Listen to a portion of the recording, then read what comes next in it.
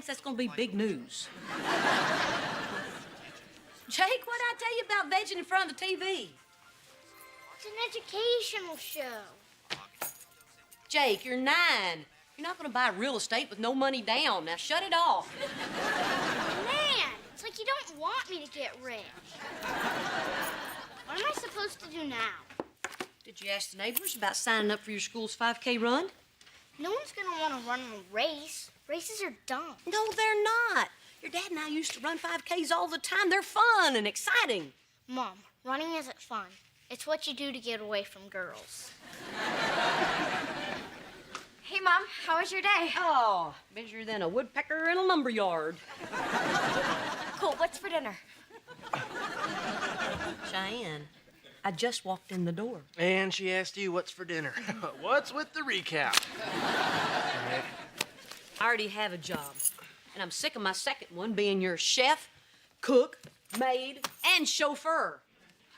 It would be nice if I had some time to do something nice for me. I'll take a bubble bath and a big old tub in Europe. So what am I supposed to say to people to get them to sign up for this dumb race? Just tell them how much fun running is. They won't believe me. Sure they will. You've got an honest face. Just smile when you say it. Okay. Mom? Will you sign up for my fun race? Oh, you are so busted. Jake, Mom doesn't run anymore. She's right. I don't. I cook and I clean, and I fall asleep watching the 10 o'clock news. But tonight, I'm gonna take a bubble bath. And in the morning, I'm gonna start running again. That a girl. We're never gonna get dinner, are we?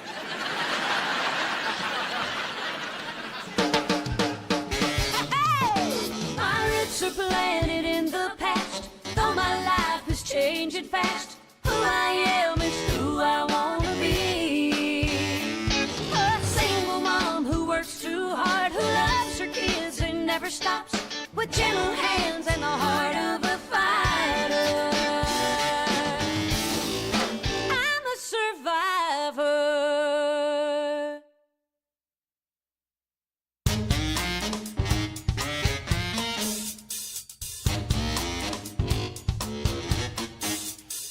Hey, what you doing? I'm helping out around here, and I'm making a cake.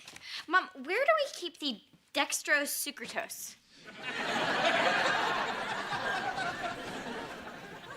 Honey, that's an instant cake mix. You're reading the ingredients. Just add water.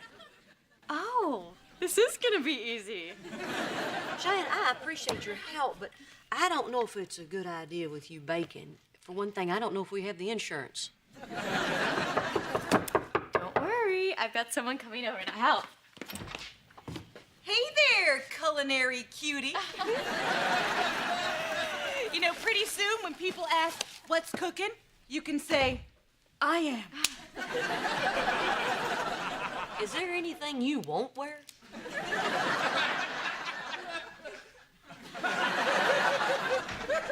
Hey, guys. Hey, Are you silly? Why didn't you tell me you were coming over? We could have walked together. Sometimes I don't know what's wrong with me. hey, sweetie, do you need something? No, I just came to see the cooking show. So what's with the outfit? Oh, I'm getting in shape for the school's 5K run. Hey, you know what? You ought to do it with me. You mean run through town all sweaty with my mom? Finally, I'll be popular. Okay, for our first lesson, we're going to take a little trip to Italy. Will Cheyenne be making spaghetti? I wouldn't put it pasta.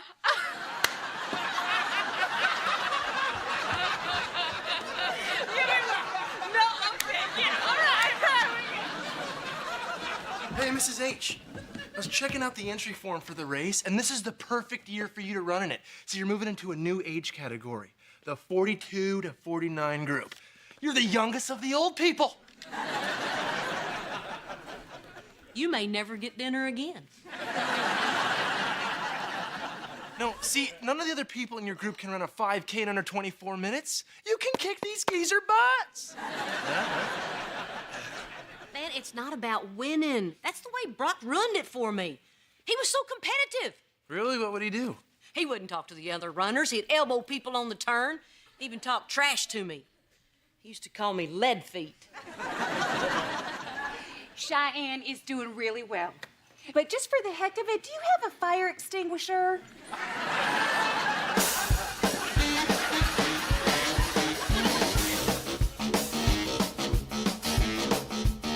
Stir the sauce. So what happened then, Cheyenne?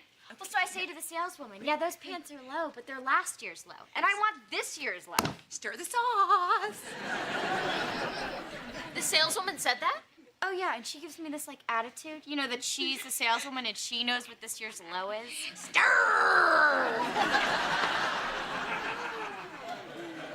So what did you do? Oh, this is so great. And I say really nicely, you know, my fake nice voice. Excuse me, is there any way that I could speak with a manager? It's burning. And she says to me, Stir the sauce, Cheyenne! and so the manager... That's the pasta, the sauce. And so the manager comes Stir, over. stir, don't talk, just stir. You know what, we're done, okay? You know, there's only so much you can do to food till it just gives up, you know? Oh, well, that was so easy. So much for Italiano. I can't wait to see what we're gonna cook tomorrow. Tomorrow? Yeah. Ciao, Barbara Jean.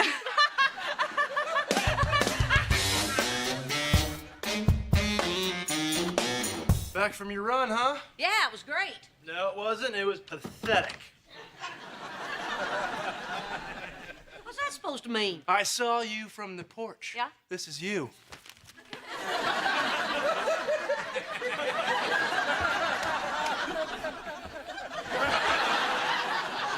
I don't run like that. Mrs. H, if you have any chance of winning this thing, you need me to take over your training immediately. Would you stop? I don't care about winning. I told you. Oh, come on. We'll hit the streets tomorrow at 6 a.m. Come back here for stretching and core training. 6 a.m.? Oh, yeah.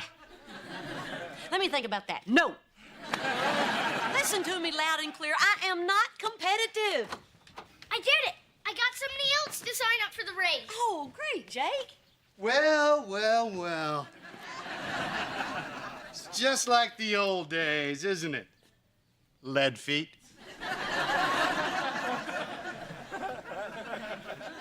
Make it 5:30. I'm gonna go run again.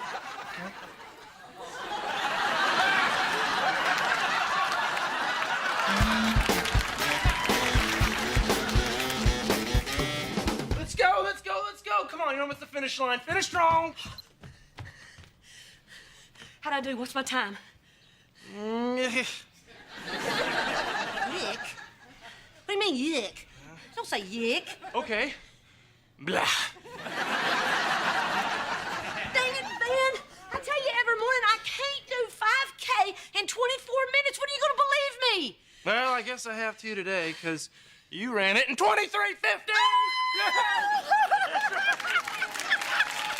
Good job. I've never done that before. You know, I bet I could have even done it faster if I hadn't tripped over that trash can.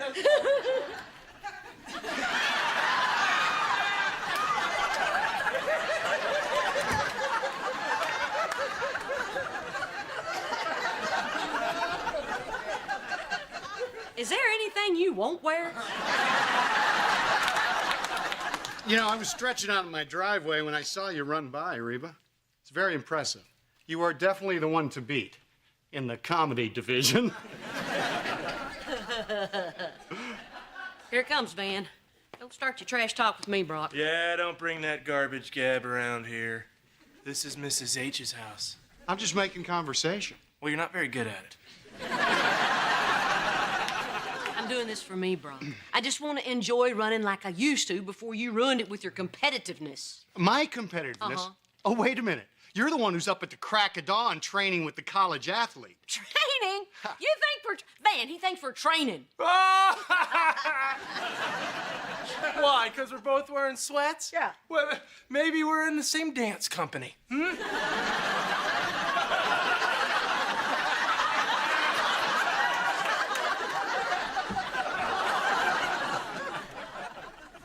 You are every bit as competitive as I am, Reba. Afraid not. Oh, afraid so. Afraid not. Afraid so, infinity. You only started to pretend you weren't when you realized you couldn't beat me. Pardon my French, but horse feathers. Admit it. When I entered this race, you saw it was your opportunity to finally beat me, but you forgot something. I always win. Well, pardon my French. Not this time.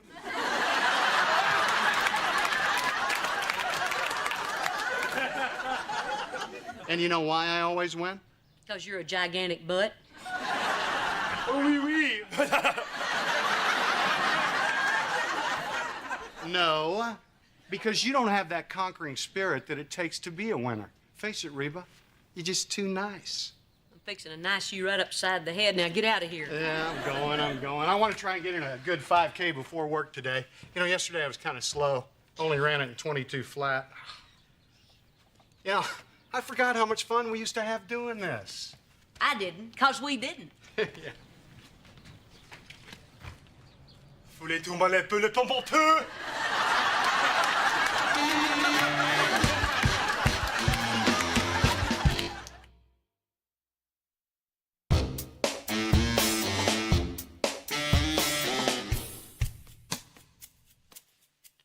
Oh, this is so disgusting. Oh, this is so gross. Ew, ew, ew, ew, gross. No, nope. You know, I used to work at a church summer camp when I was in high school. Taught blind kids to cook. Blind kids! I just picked her right up. Is something burning? Is something burning?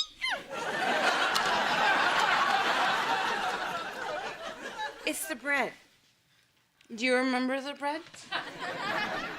Do you remember I told you to take it out of the oven 10 minutes ago?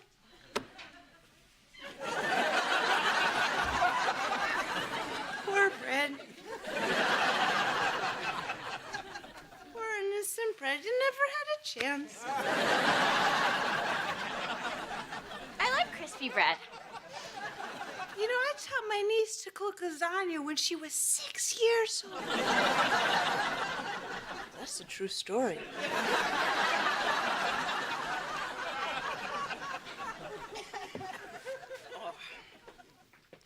Oh, that's so sad.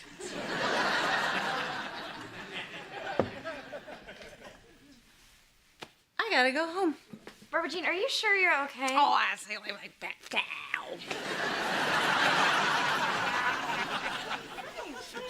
Okay, I'm just gonna help you. I'm just gonna help you. Reba. Oh, Reba. I swear I tried. I swear on everything that's precious and holy, I tried. Barbara Jean, you're preaching to the choir. I've been there.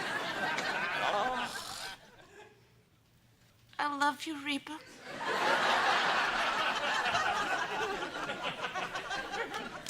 How about that? Let's start a band.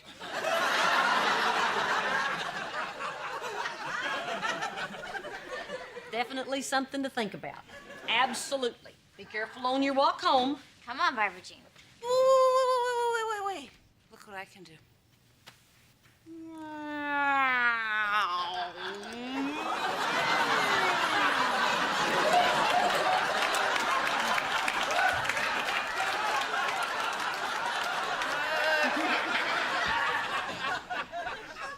She did that once when it was full. She did.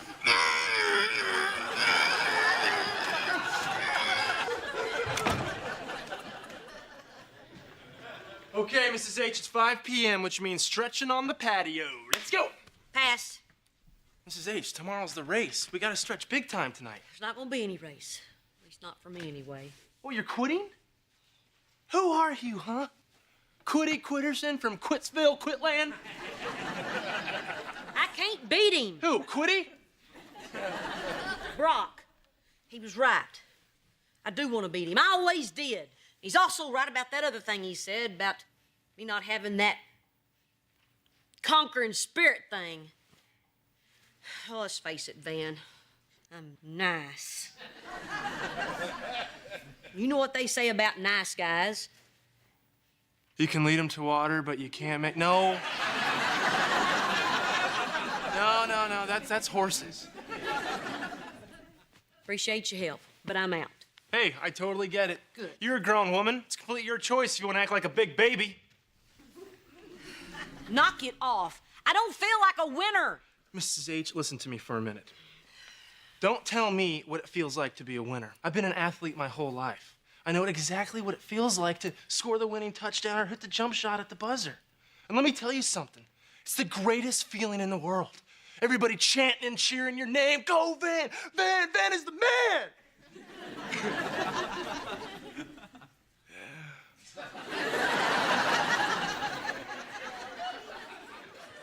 Mrs. H, your whole life is like that. You have conquered tons of stuff. Anything that life could throw at you. And you keep going, and you keep this family going. But you do it in so many little ways that maybe it doesn't feel like you're conquering anything. You know what you need? A crowd following you around. Every time you do the laundry, they do the wave. Every time you make a pot roast, they chant Mrs. H, Mrs. H, Mrs. H is the man. Oh, man, that's really sweet and a dang good idea. But it has nothing to do with the race. It's got everything to do with the race. You can beat Mr. H. And when you do, you're gonna know that feeling that I'm talking about. And the next time you don't feel like a winner, you'll know that you are.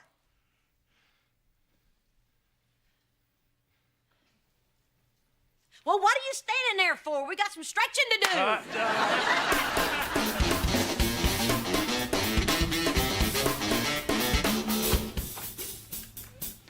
Hey, how was the race? Great if you like watching somebody cheat. Oh, now, Kira, I don't think that was technically cheating. Elbowing somebody in the face on a turn? Yeah, I think it was Barbara cheating. Yeah.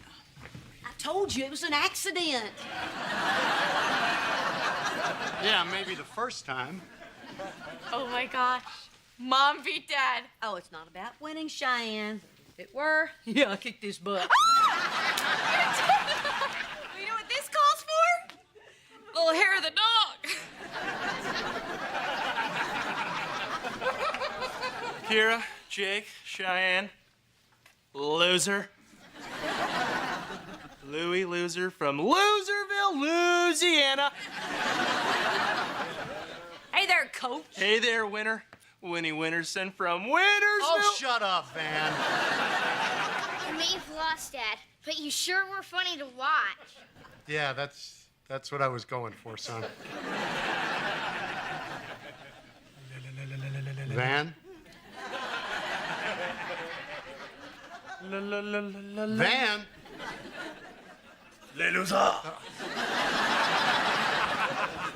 You know what's weird?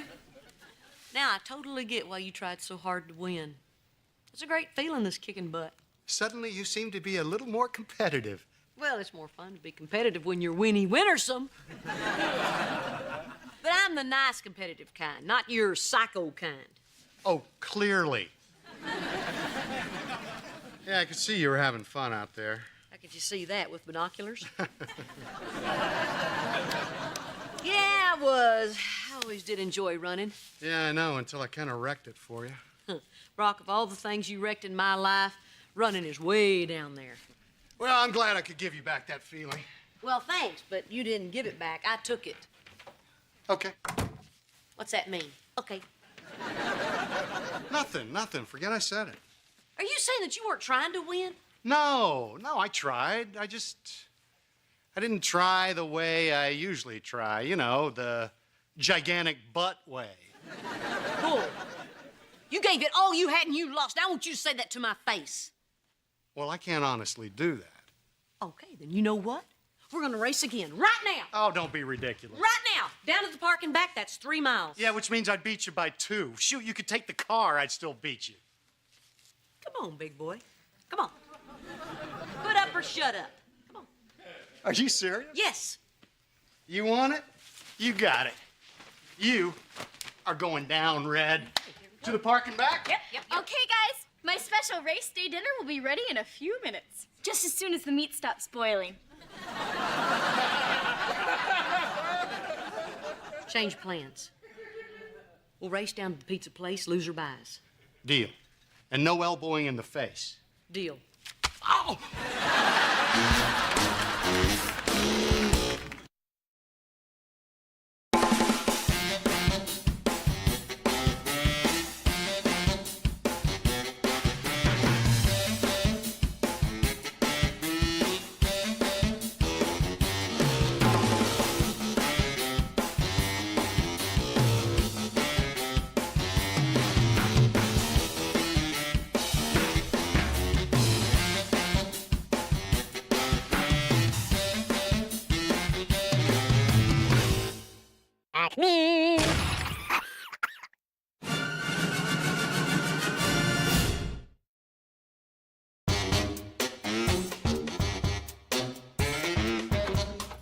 Hey, Mom, you got a minute? Oh, honey, not this morning. I am running so late for work. Well, I kind of wanted your advice about boys.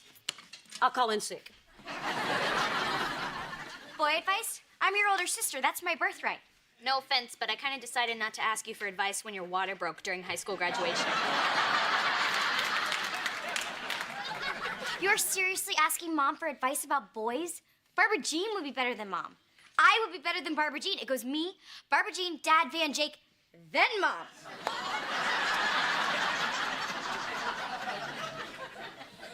I'm glad we don't have a dog. Barbara Jean is nuts, and Dad, well, as he puts it, he was a teenage boy once too.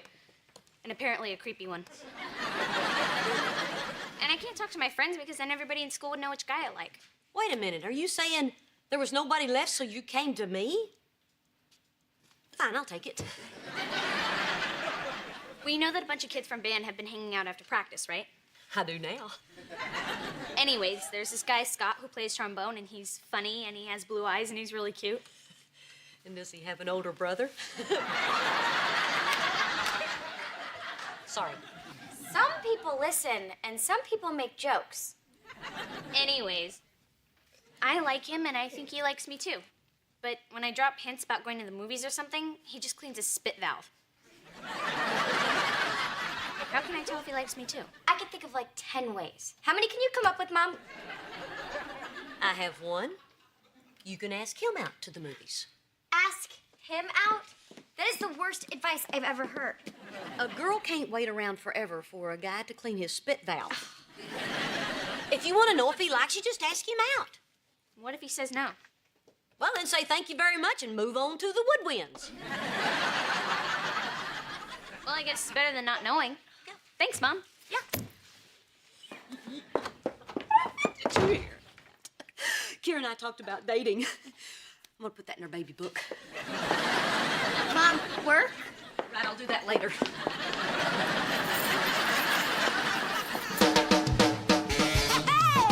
My roots are planted in the past, though my life is changing fast. Who I am is who I wanna be.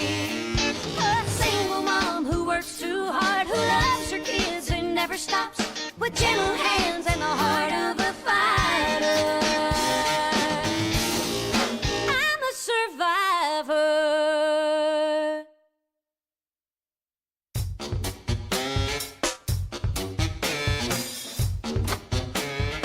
There she is. Get her, Brock. Did you tell Kira to ask a boy out on a date? I know. Can you believe Kira asked Mom for advice about boys? That's right. When it comes to giving Kira advice about boys, it goes me, Jake, Van, and then Cheyenne. What about me? Don't I make the list? Oh, you're at the top of another list. Well, the boy said yes, so thanks to you, she has a date on Friday.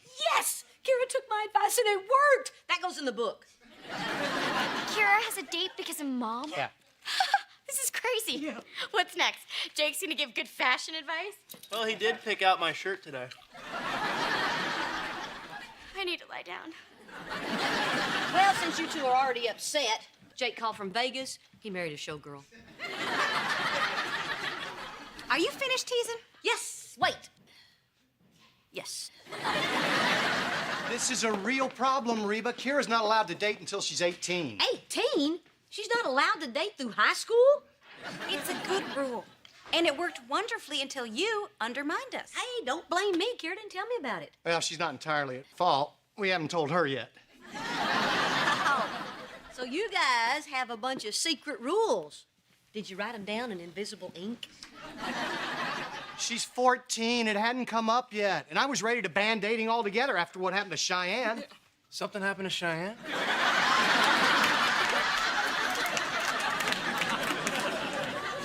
Hey! I think Kira's mature enough to handle herself. It doesn't matter how mature Kira is. It's the guy that's the problem. Oh, the guy. I'm the problem. Why don't you and the rest of the villagers grab your torches and run me out of town? I'm not talking about you, Van. I'm talking about teenage boys who have only one thing on their mind. Well, I got news for you, Mr. H. I'm a teenage boy, and you know what I got on my mind? Nothing.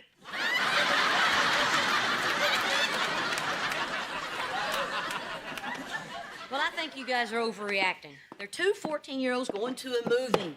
We'll meet the boy here. I'll drop him off and pick him up. It'll be fine. It's not fun. You should have checked with us before you told Kira she could go out. I should have checked with you. I really believe that as parents, we three should present a united front. Yeah. Well, that's a good idea, Barbara Jean, except you're not Kira's parent.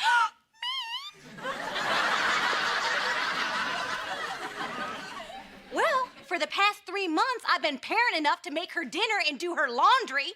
Wow, 3 whole months. That is hard. I mean, I just gave birth to her. You made her a sandwich. Raising Kira is my job. Yeah, and his too. So, like always, Reba's right, and we're wrong. Good. Remember that, and we won't have these arguments. I hope you know what you're doing, Reba. Come on, Barbara Jean. Fun. And maybe next time I'll marry somebody whose ex-wife appreciates me.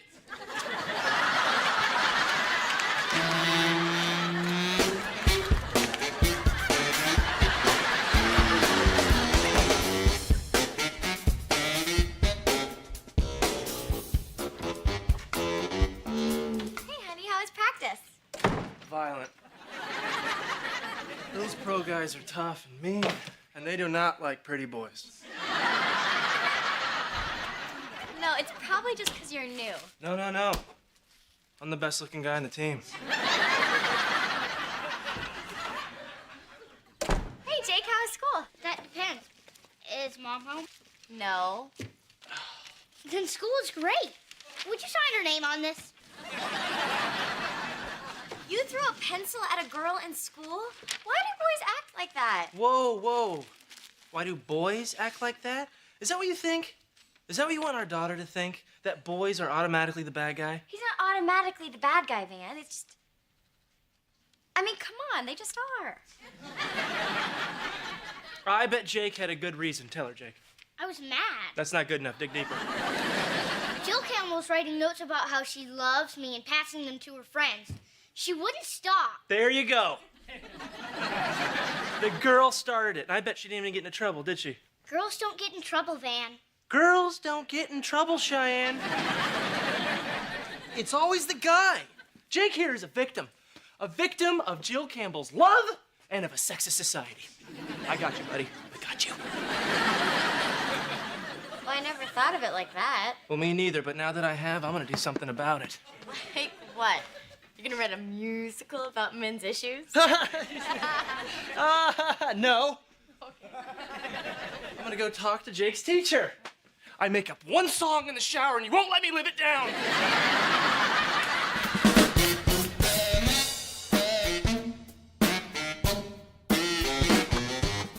Hey, Mom. Hey. Do you mind if I get dressed for my date over here? Things are a little tense at the convent.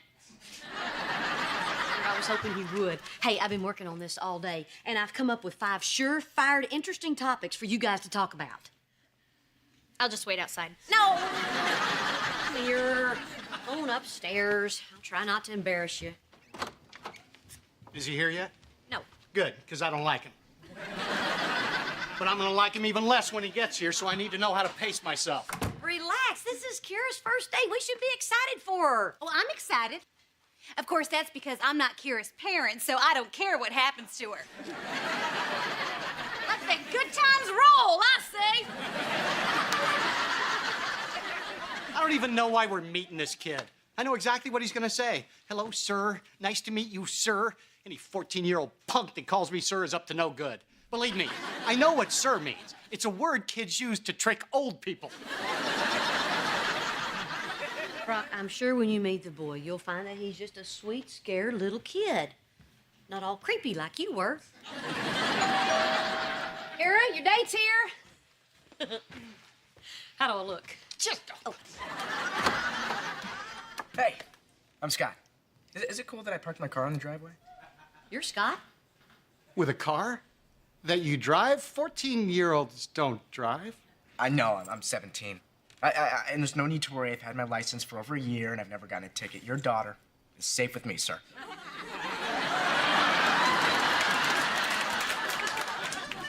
Whoops.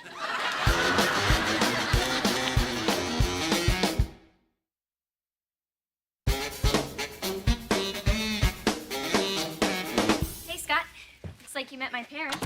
So, you ready to go? No. And, no need to rush off. I mean, the night is young. Not as young as you thought.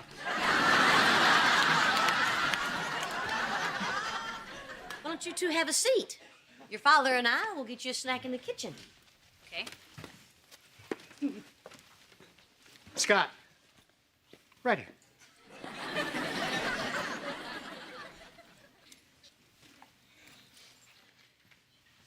Hi. I'm not Kira's parent. You kids want a beer? Barbara Jean. I'm coming. Jake, go in the living room and embarrass your sister. $5 if you can chase the grown man away. 17. He's 17 years old. Oh, man. At 17, I was really bad. Kira threatened me. That just means you're doing your job. Now get back in there. What are we gonna do? I don't want Kira dating a 17-year-old boy, but if we forbid her from dating, she's just gonna sneak around. Well, this is what happens when we do things your way. I don't think this is a good time for finger pointing, Brock. Not when Tom Jones is sitting in our living room. Well, if you asked me. Well, I didn't. All right. You guys can stop pretending to get snacks. Scott and I will grab something once we're in Mexico. Oh, very funny, Kira. Why didn't you tell us how old he is? I'm 14, he's 17. What's the big deal? Dad's 45 and you're 42. You're 45?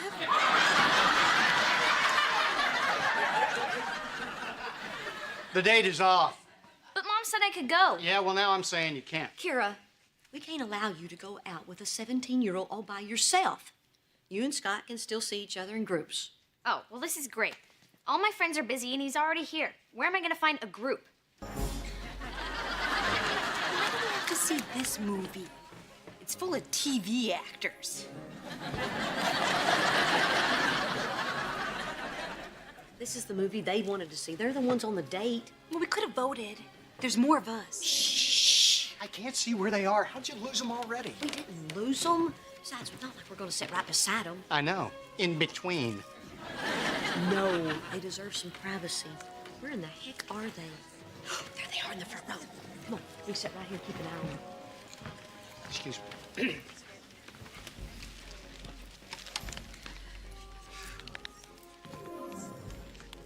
I hate this.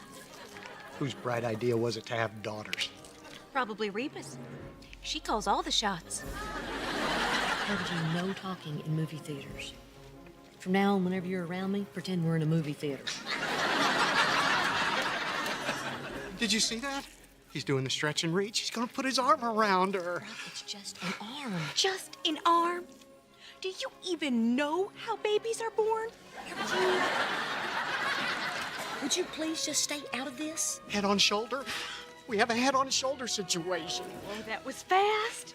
See what happens when you ignore the arm? Nothing happens. Scott seems like a nice enough kid. I mean, he didn't have any problem with us tagging along. Besides, they both know we're here, and I don't think they're gonna be, oh, Lord, did he just swallow her face? Kissing. My daughter's getting kissed right in front of me. Does anyone else smell burnt toast? I think I'm having a stroke. I don't care whose daughter she is. Date over. Barbara Jean, would you stop parenting my child? If anyone says no kissing, it's gonna be me. I say, no kissing! You're not Kira. Oh my God.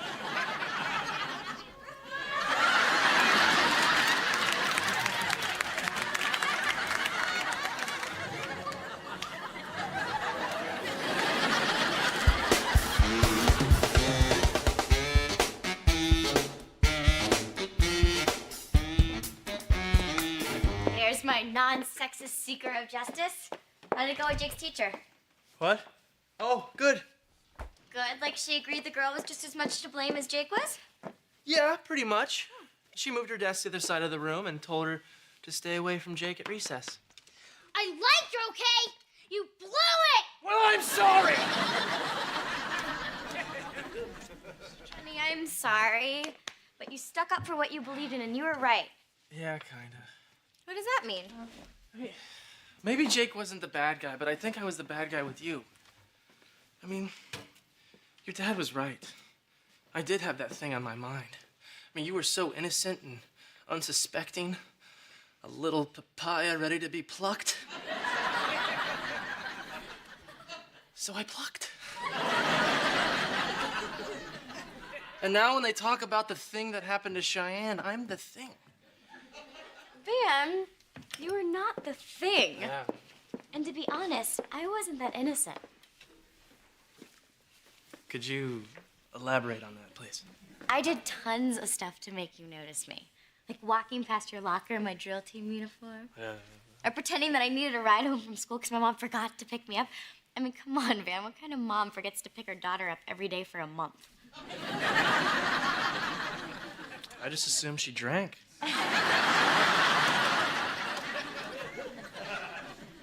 So girls really do that kind of stuff? Mm-hmm. Is that why Tammy Terenzi did the same thing? No, she's just a slut.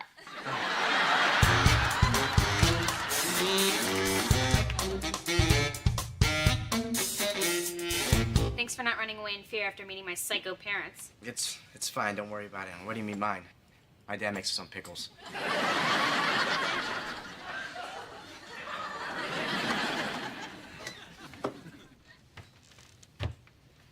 5 minutes means 5 minutes. You get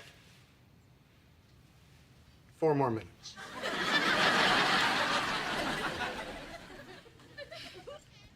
So, see you at school? Yeah.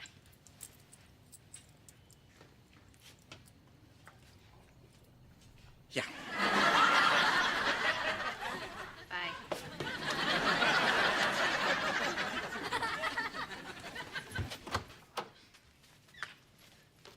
I don't get it. If you didn't want me to go on a date, why didn't you just say so? I did want you to go. I just didn't want that other couple to have any fun. Well, I was against it. But once again, we did it your mom's way. Well, my way didn't include Barbara Jean putting her 2 cents in all night long. Well, if you had listened to my 2 cents, Kira wouldn't have gone on a date. Kira going on a date wasn't the problem. You're the problem. You know what? Will you stop? This is the problem. The three of you fighting over everything I do. I can live with rules, but you three have to agree on what they are. Otherwise, I'm the one who suffers.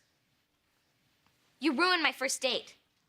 Ruined or made memorable? I'm sorry. You're right. Wasn't fair to you. From now on, your father and I will discuss all the rules so there'll be no confusion. And Barbara Jean. You don't want this to work, do you? You're doing it again. Okay, fine. Barbara Jean can participate. But you two only get 1 vote. Why do we only get one? 1 brain, 1 vote. That's the law. Okay. So I guess the 3 of us are gonna have to figure out some system for making rules. Well, I think since she lives with us, Brock and I should make the rules and then run them by you. Or I can put the rules in a car and run them over you. I think the best system would be if I didn't have any rules and I could prove how responsible I am. All in favor? Sorry, I was pulling for you. Okay, I have a few rules that I would like to discuss. Barbara Jean, you can vote on the rules. You can't make them. Well, that's not fair. I don't care what fair. You were right. I should have come to you. Mom. Nobody's listening. Jake! Good news, buddy. I fixed everything with Jill Campbell. I told her the only reason you threw a pencil at her was because you liked her, and guess what? She's waiting for you outside on the porch. You talked to Jill Campbell? Now, don't expect this every time, okay? The next babe, you get on your own, all right? I don't like Jill Campbell anymore. I already threw something at Linda Osborne. Jake, you have a date. No, Van. You have a date.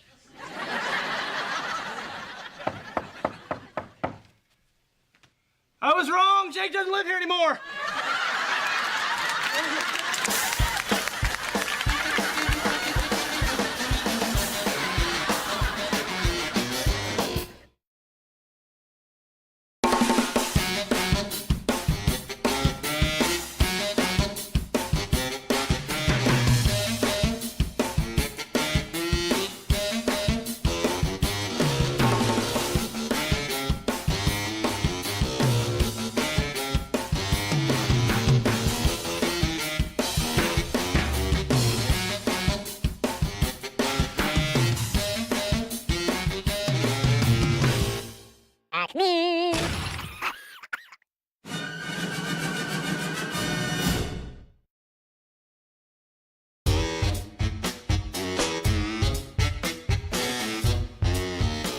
Wow, you look nice. Yeah. I'm going to go get Van. I've never picked up a guy at the airport before. It's gonna be so romantic. Yeah, it's like Paris with nachos. I am taking Van to dinner to celebrate his first away game. Oh. You know, this is the first time he's ever come back from being away. Hey, Cheyenne, can I go with you to pick up Van? Oh, Jakey, I don't think you'd want to. Why not? Well, when Van gets off the plane, he's gonna see me and I'm gonna be standing there looking awesome, and he's gonna drop his bags and I'm gonna leap into his arms and we're gonna hug and we're gonna kiss and... All right. Gross, you ruined it. You really did. Hey, I'm home. I was gonna come get you. Well, I got an earlier flight and I wanted to surprise you. Surprise! You. Well, next time you surprise me, tell me, okay? At least we can still go to dinner. Oh, shoot. I already got something on the way home with my buddy who drove me. Well, that's great, Van. You ruined every romantic plan I had. Well, Mrs. Montgomery, I have some plans of my own. Yeah, loud. Go out to dinner before you make me lose my appetite. But I really am full, and I'm not just saying that like I do when you make dinner. Well, you can just sit there and watch me eat and talk to me. You better be entertaining. Have fun.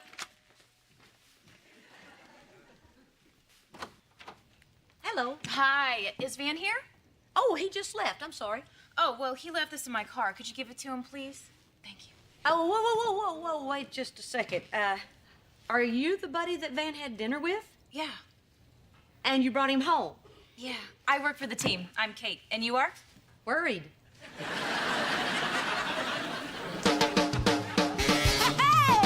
My roots are planted in the past, though my life is changing fast. Who I am is who I wanna be. A single mom who works too hard, who loves her kids and never stops, with gentle hands and the heart of a fighter. I'm a survivor.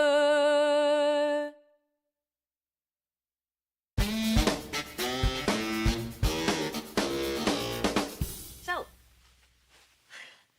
tell me a little bit more about Van's jacket. He left it in my car. Oh, so you and I have a lot in common because he left his daughter in my house. She's upstairs. She's a baby. Mom. Hey. Hi, I'm Kira.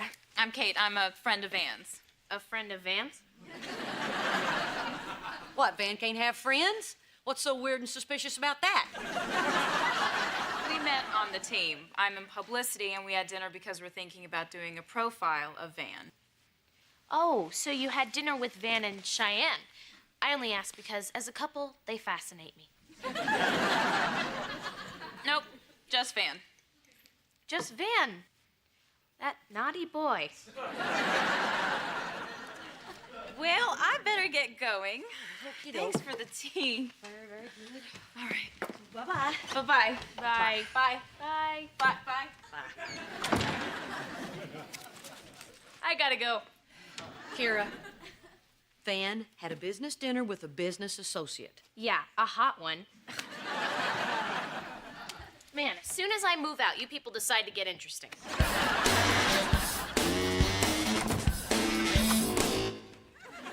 Maybe I could take the door off and it would save you some time.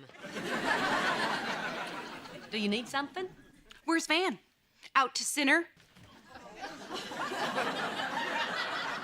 Kira said Van went out with some really cute girl who returned some of his clothing. You never returned the clothing. I mean, what did Cheyenne say? Well, She doesn't know. well, He lied to my daughter? well, he didn't exactly lie. He said he had dinner with a buddy. Yeah, we heard. A hot one. I missed you more. Oh, I missed you more. I will be upstairs. Brushing my teeth. So you guys had a good time, huh? Yeah, it was great. Except I bashed my face in the salad bar sneeze guard. My own fault. I sneezed. Oh, it must be nice to enjoy a meal with your wife after being on the road. Ah, the road. Lonely, open road.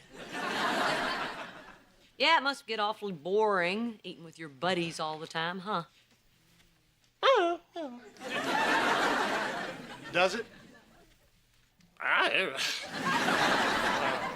Well, then let's talk about the weather. Is it chilly outside? Yeah. Chilly enough you might need your jacket? Oh, hey, my jacket. I thought I left it in...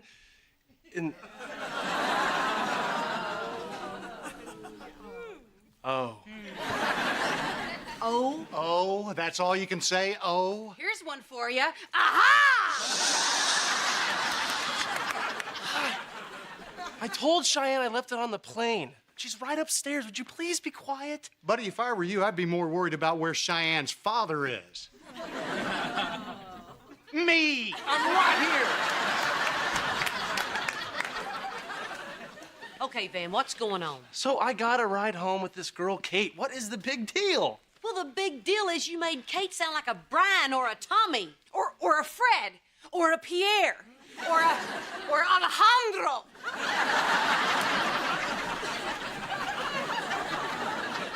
I think you owe us an explanation, bud.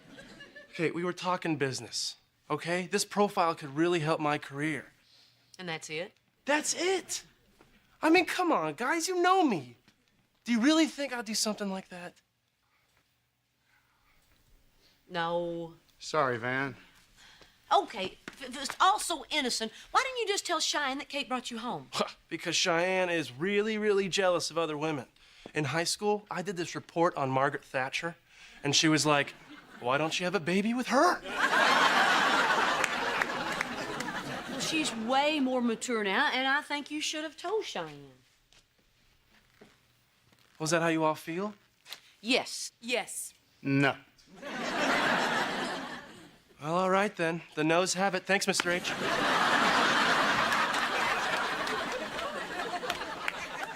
How can you agree with him, Brock? He lied to Cheyenne. Yeah, to save himself a huge hassle. Oh, so you're okay with someone lying to their wife? Yeah. Are you comfy with that, Brock? Look, I've never been comfortable with lying, but But sometimes women overreact, and telling them stuff only makes it worse, except for you, honey. Lying in a marriage always leads to trouble. She never has to find out. But because we know about it, we're involved, and there's no way I can look my daughter in the eye and lie to her. Just put it out of your mind. Is that what you do, Brock? No, look. You're both overreacting. It's over. It was a jacket in a car. I don't see how it's ever gonna come up. It's a lie. It'll find a way. Yeah, well, it's still their life, so butt out. But Out. But Out. fine. China.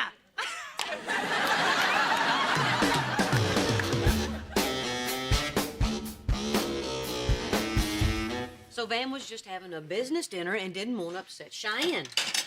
That's all that happened. How did something so interesting suddenly become so boring? Hey, look, Van thought he lost his jacket. Interesting again. Who found it? Van's what? Huh? Van's jacket. What? Mom? Hey! That's Van's jacket! It came overnight express from the airline. They found it on the plane and sent it over. I signed for it and tipped the guy $5. So whenever you can get that back to me, Cheyenne. Oh, sure, thanks. I'll go get my purse. Wait a second. That's a lie, and you came up with that way too quick, little missy. Okay, what is going on? Oh, this is silly. And, you're gonna laugh your butt off. Oh, you know, this didn't come overnight express. Oh. Yeah, Van's buddy who dropped him off, dropped this by because, Van left it in her car. Coffee? Her car? As in she? As in a woman? Well, I never thought about it that way, but yeah. Wait. This woman, was she young and pretty, or was she old and ugly? Hey, some older women can be pretty too, you know. Just answer me, Mom. Well, she was pretty young. I mean, not pretty young. I mean, she was young and pretty. Well, what did she say? How does he know her? Well, she works for the team, but it's strictly professional. Oh my gosh. Does she sleep in the same hotel as him? Nothing good happens in hotels, Mom. Oh, Cheyenne, I think we're missing the point here. What? The good news is Van got his jacket back. Oh, yeah, that is good news.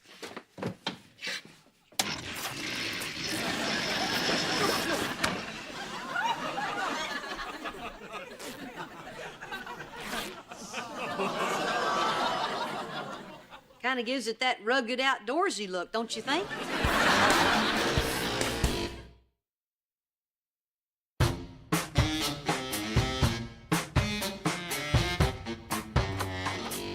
Oh, hey, Mrs. H.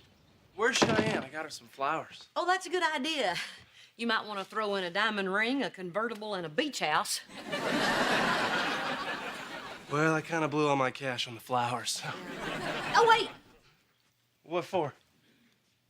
I don't know. Mrs. H, my flight leaves tonight, and don't make me say I want to spend some alone time with your daughter. We know that both makes us feel a little uncomfortable. Yes, it does. Look, Van, Cheyenne knows that Kate brought you home. What? I can't believe you told her, big mouth. Ma'am? I had to tell her. I can't lie to her. Well, what does she say? Oh, nothing much. Well, I don't hear slamming. Are my clothes all over the front lawn? I don't know. Maybe she's taking it okay. Yeah. Wait a minute. I want your cheating clothes out of this house. What? Why? Because they're your work clothes. You wear them when you play on your team, the Giggolos. All right, listen up. Hold on. Neutral corners. Let's talk about this. Oh, if he wants to talk about it, why doesn't he just talk to, what's her name? Kate. Mrs. H. Kate. Why don't you just talk to your buddy Kate over dinner with your jacket off? Okay, all right. Look, Cheyenne. I'm sure Van is sorry that he lied. No, I'm not. Okay, well, talking didn't work. Let's try some quiet time. Come on. You know what? I was trying to save myself from this, and if I did anything wrong, you made me do it. Oh, so it's my fault? Well, I know it's not mine. I didn't do anything. And why am I supposed to believe that? Why aren't you, huh? I mean, I don't want to be with anybody else. And I'm sick and tired of feeling like I have to lie all the time. You know what? I'm glad your mom ratted me out like a mob stoolie. I'm relieved. Well, so am I, because I finally know that my husband's a big fat lying fibber. I can't talk to you anymore. I can't talk to you anymore, so why don't you just get out? Fine, I'm gone. Fine. But only because I enjoy taking long walks. Well, enjoy! But I will! Seriously, I gotta move back here.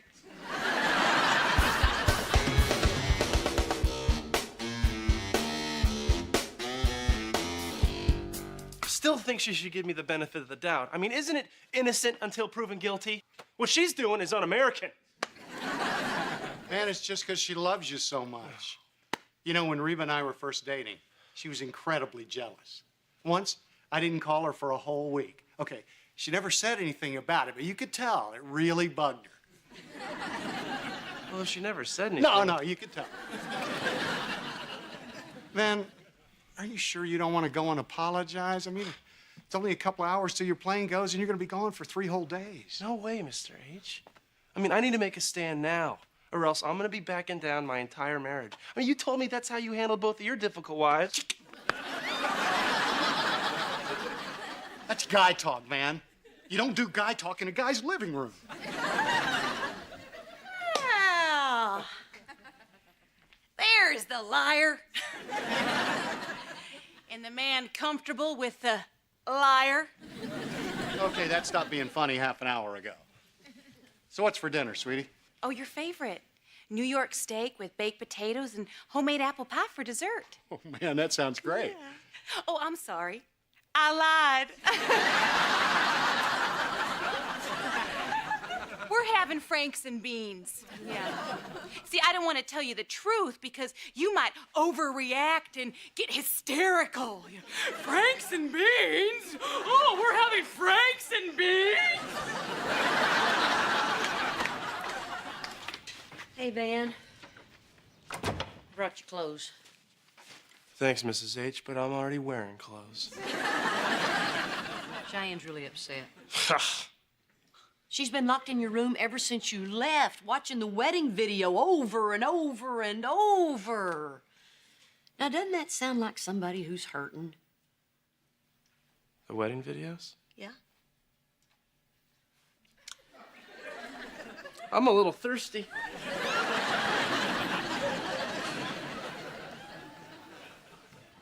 I'm worried, Brock. If Van leaves with things unresolved, this thing could get out of control. Well, if they won't get together, we'll get them together. Do whatever it takes to get Cheyenne to the airport. You really think it'll work? Well, it has to.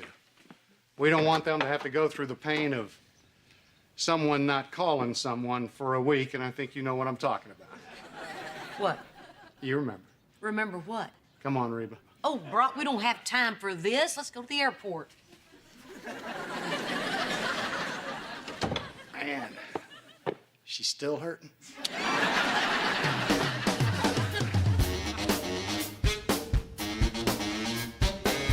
Thanks for the ride and everything, Mr. H., but don't you think I should be getting on the plane now? No, not yet.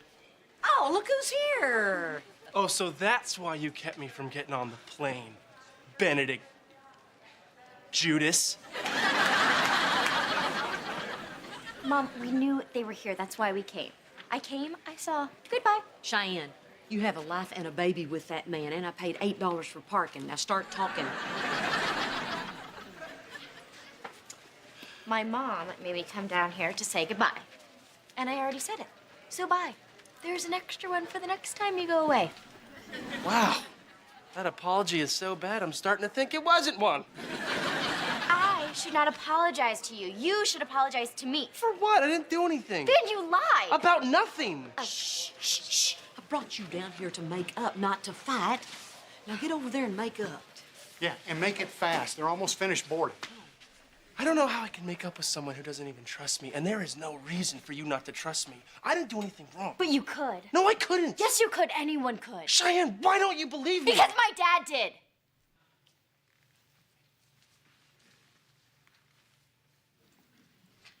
Reba, you like this shirt?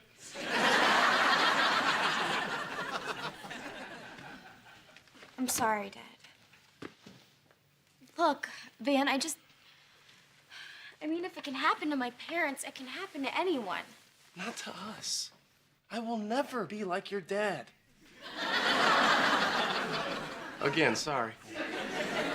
Cheyenne, you're mad at your husband for what your dad did? Honey, I'm not even mad at him anymore. Really? Don't get excited. There's new stuff. I guess I saw what happened to you guys, and I was just trying to do everything to keep it from happening to us. I'm telling you, it's not gonna happen. Van, it's not that simple. Okay, I want to trust you. I do. It's not that simple. I can't just stop feeling the way that I'm feeling. Cheyenne, believe me, you're not going to make our mistakes. You're going to make a bunch of new ones. Yeah. And forget about mine.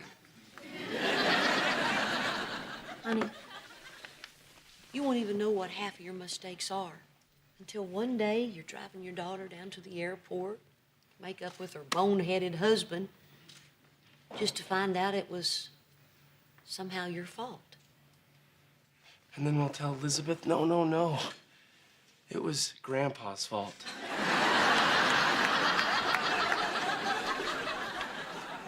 Sorry, last time. Hey, Van, it's about time to go. Hi, Reba. And you must be Cheyenne. I'm Kate. It's so nice to meet you. It's nice to meet you, too. All right, well, I'll see you on the plane. Yeah.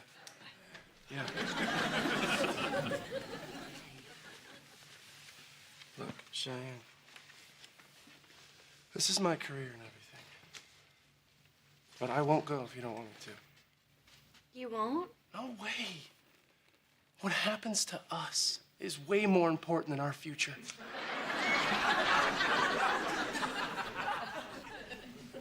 Go ahead. Yeah? Yeah.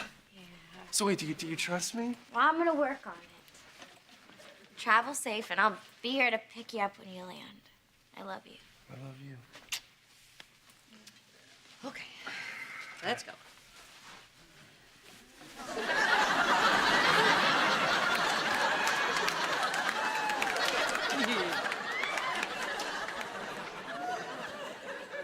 I couldn't fix it, so I made it into a vest.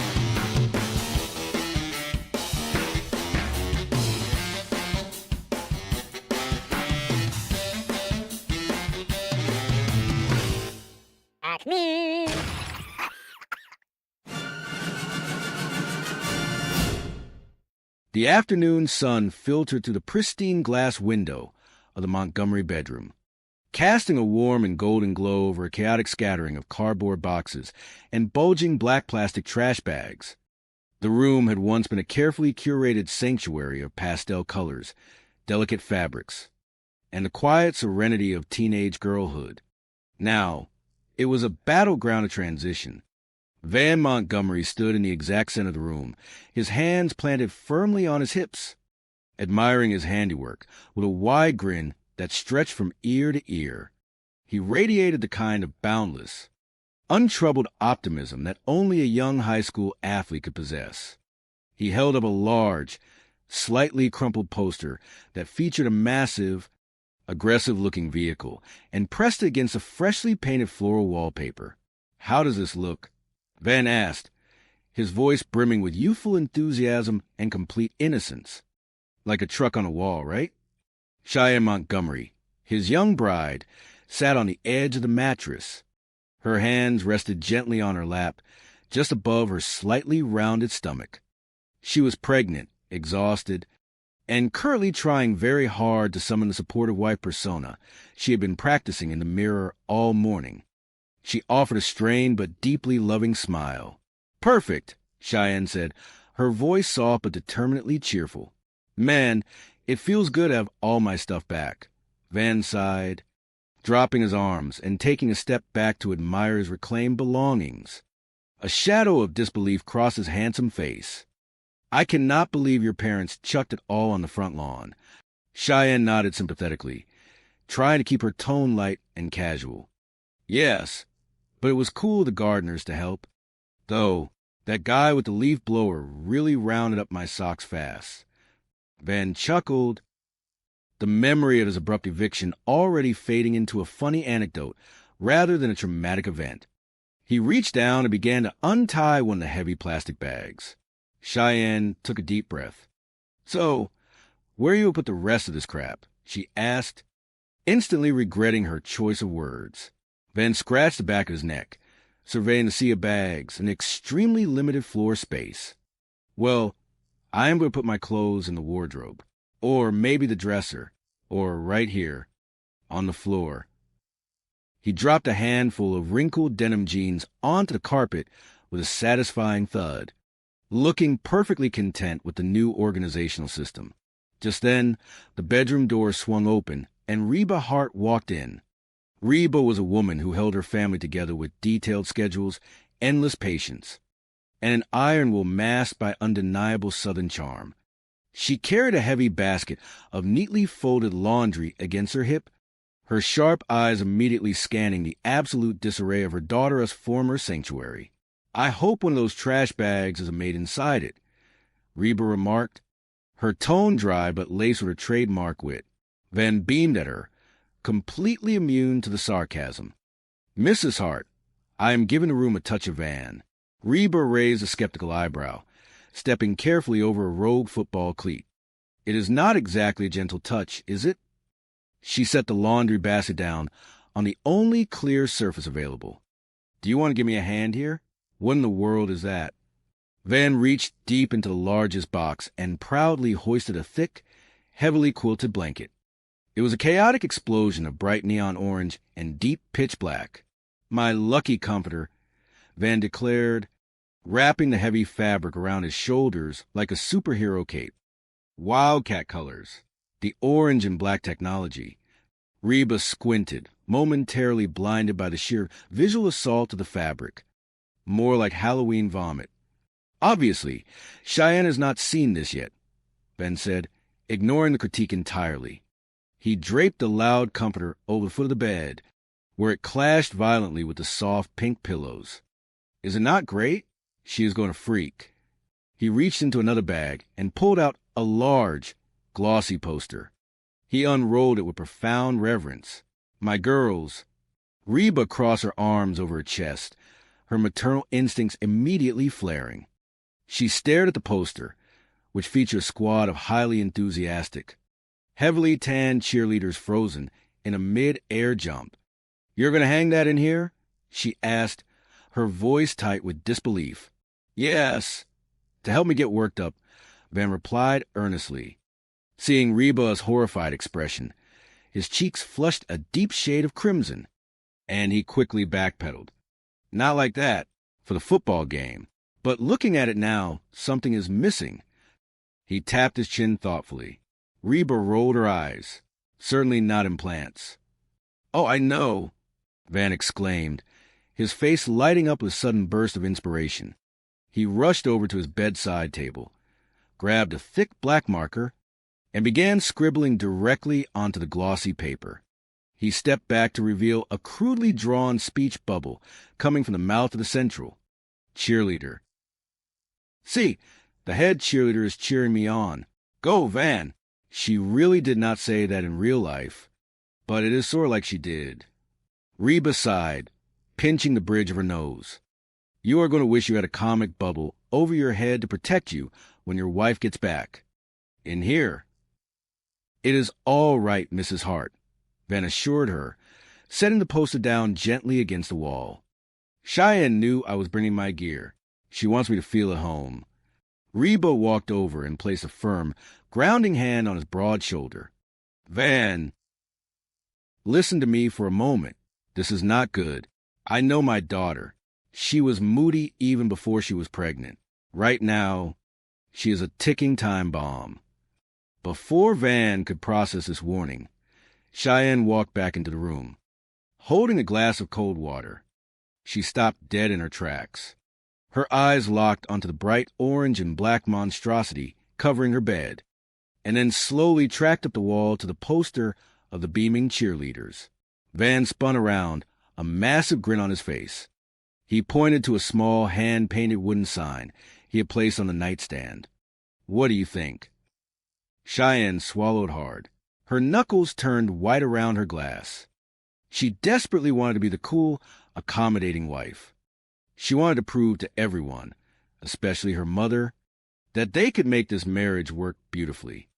She pushed her true feelings down deep and plastered on a bright, utterly unconvincing smile. Oh, my goodness. I love it. Cheyenne lied smoothly, her voice pitching up a full octave. Reba coughed loudly into her hand. Liar. No, I really do, Cheyenne insisted, shooting her mother a pleading, warning glare. Van beamed, looking back and forth between his wife and his newly decorated wall. What is your favorite part? The headlights on the truck or the ones on the cheerleaders? Cheyenne hesitated, her eyes scanning the marker scribbles Van had just added. It is hard to say. I guess it is the way the little sign says that Mr. and Mrs. Van Montgomery live and love here. Reba turned on her heel and walked out of the room, shaking her head. As she walked down the hallway, she whispered softly to herself, well, that sucked. Big time. Chapter 2. The peace of the morning was entirely an illusion. Reba walked down the stairs toward the kitchen, a space that was usually her domain of order and tranquility, feeling the familiar weight of running a household settling squarely on her shoulders. She began to hum a familiar tune to calm her nerves, singing softly to herself about a single mother who worked too hard, a woman with gentle hands and the heart of a fighter. It was her personal anthem, a reminder that she was a survivor in the face of endless domestic challenges. Hello, Reba called out as she entered the kitchen. Did it ever occur to anyone that I might need some help around here? I am not a mind reader. The house was quiet, except for the low hum of the refrigerator. Reba set her purse down on the counter and immediately noticed a mess. Toys were scattered across the rug. Mail was piled haphazardly on the dining table. And the kitchen looked as though a small tornado had passed through. She walked over to the refrigerator, hoping for a cold glass of milk to soothe her fraying nerves. She pulled out the cardboard carton, but it was suspiciously light. It was completely empty. Why do I bother making a schedule if nobody is going to stick to it? Reba grumbled to the empty room. Who put an empty carton of milk back in the refrigerator? I do not know. She tossed the empty carton into the recycling bin with a heavy sigh and turned around, freezing in her tracks. Sitting right in the middle of her meticulously decorated living room was a massive, hulking piece of black metal and gray padding. It had pulleys, heavy levers, and a large padded bench. It looked like a medieval torture device crossed with a very confused bicycle. What is that? Reba demanded aloud, pointing a trembling finger at the machine. What is this contraption doing in my house? Van bounded down the stairs, full of boundless athletic energy, munching on a green apple. This is The Exorcist. Reba stared at him, bewildered.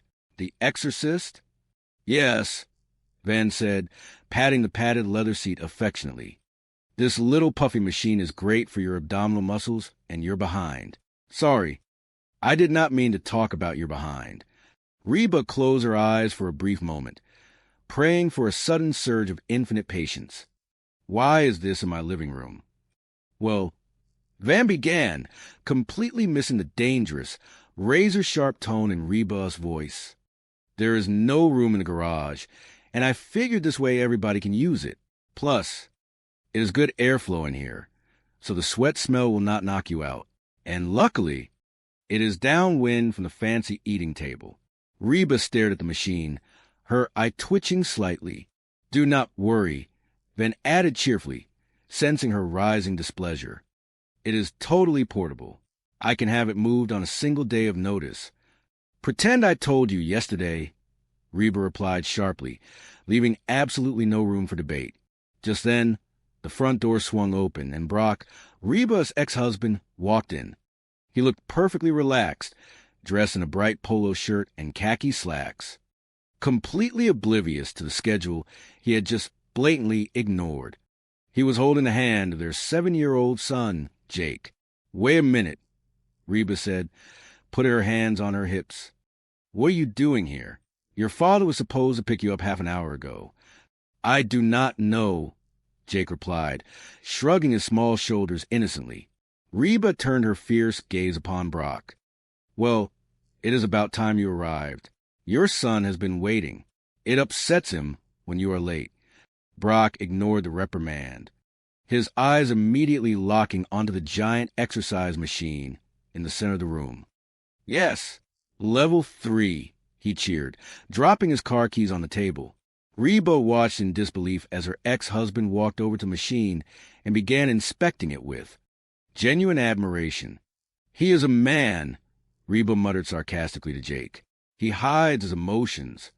Brock climbed onto the machine, pulling one of the resistance levers with a loud grunt. "Oh, the Exorcist. Cool, is it not?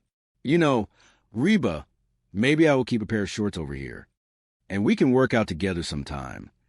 "It is not staying," Reba said firmly, shutting down the budding gym brotherhood instantly, in spite of what it could theoretically do for my behind.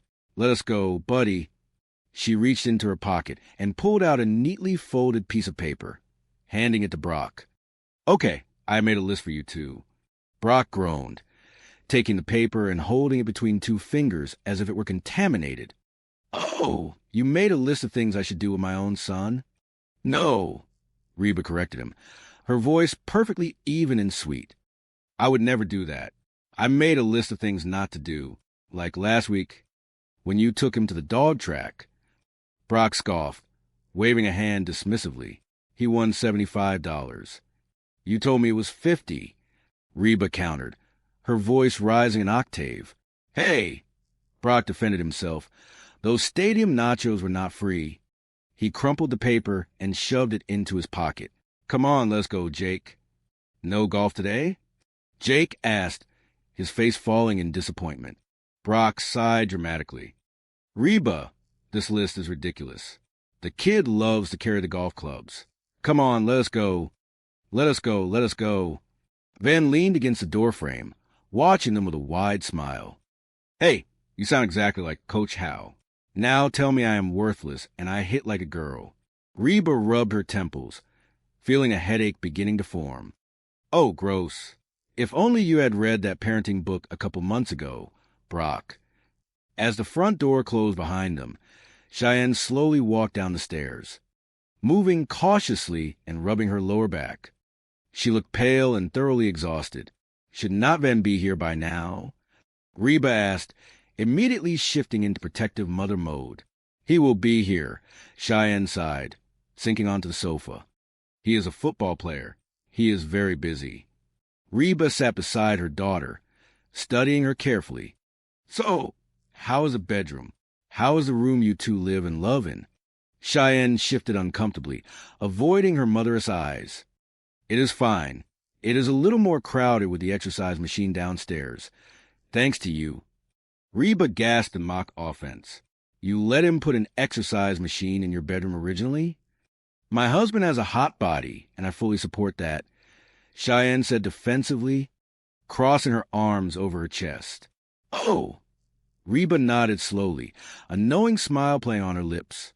"So how are the cheerleader posters of Van growing on you? Not that those girls need to do any more." "Growing."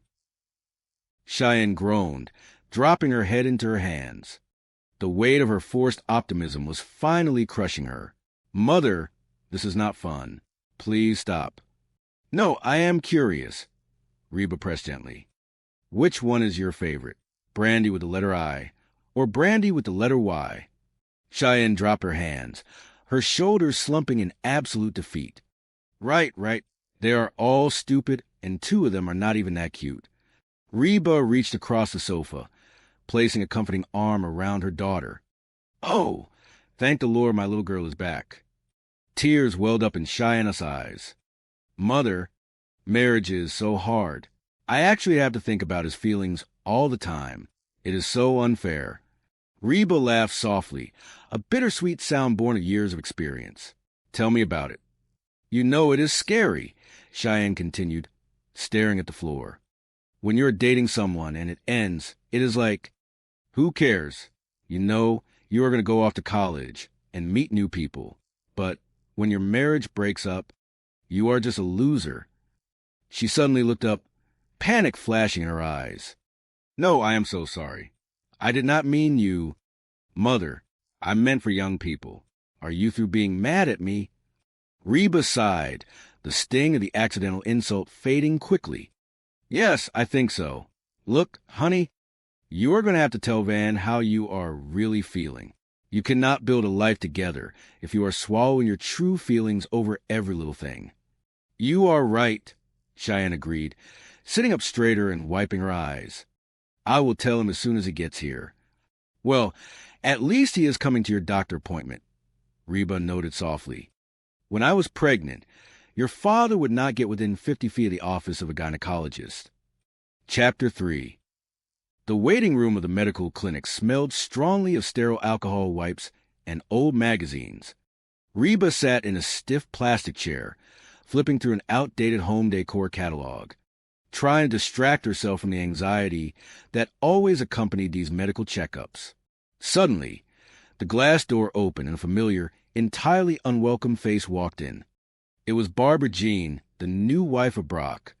She was dressed brightly and wore a cheerful, oblivious smile. Oh, hey, Reba. Barbara Jean chirped happily, waving a manicured hand. Reba forced a tight, polite smile, though her jaw clenched. Hello, what are you doing here? Before Barbara Jean could answer, the hallway door swung open, and Brock walked out, holding Jake by the hand. Jake was practically vibrating with excitement. Mother, guess what I just saw? Jake yelled, running over to Reba. I got a picture of it. He proudly held up a glossy, black and white ultrasound image. Reba looked from the ultrasound picture to the anatomical model Jake had tucked under his other arm, and finally to her ex-husband. Oh, the baby. Why is he here? Why are you here? Brock smiled broadly, completely oblivious to Reba's rising fury. Oh, Dr. Schmidt and I are doing this trade thing. He is taking care of Barbara Jean, and I am giving his wife a root canal. I am coming out way ahead on the deal. Yes. Barbara Jean beamed. Dr. Schmidt is absolutely terrific. Reba stood up instantly, her maternal fury igniting like dry brush. She marched over to Brock, her voice dropping to a dangerous, hissing whisper. What is wrong with you? This is supposed to be father and son bonding time, not father, son, mistress, and gynecologist time. Oh, come on, Brock whispered back, glancing around the waiting room nervously. The kid had a blast. Besides, you're always after me to do stuff with him that is educational. Reba looked down at her son. Jake, put that down right now. The uterus is not a toy. She snatched the plastic model from his hands and turned her furious gaze back to Brock. This is exactly why I give you lists, Brock. Yes, well, Brock defended himself, crossing his arms stubbornly. The office of the gynecologist was not on the not-to-do list.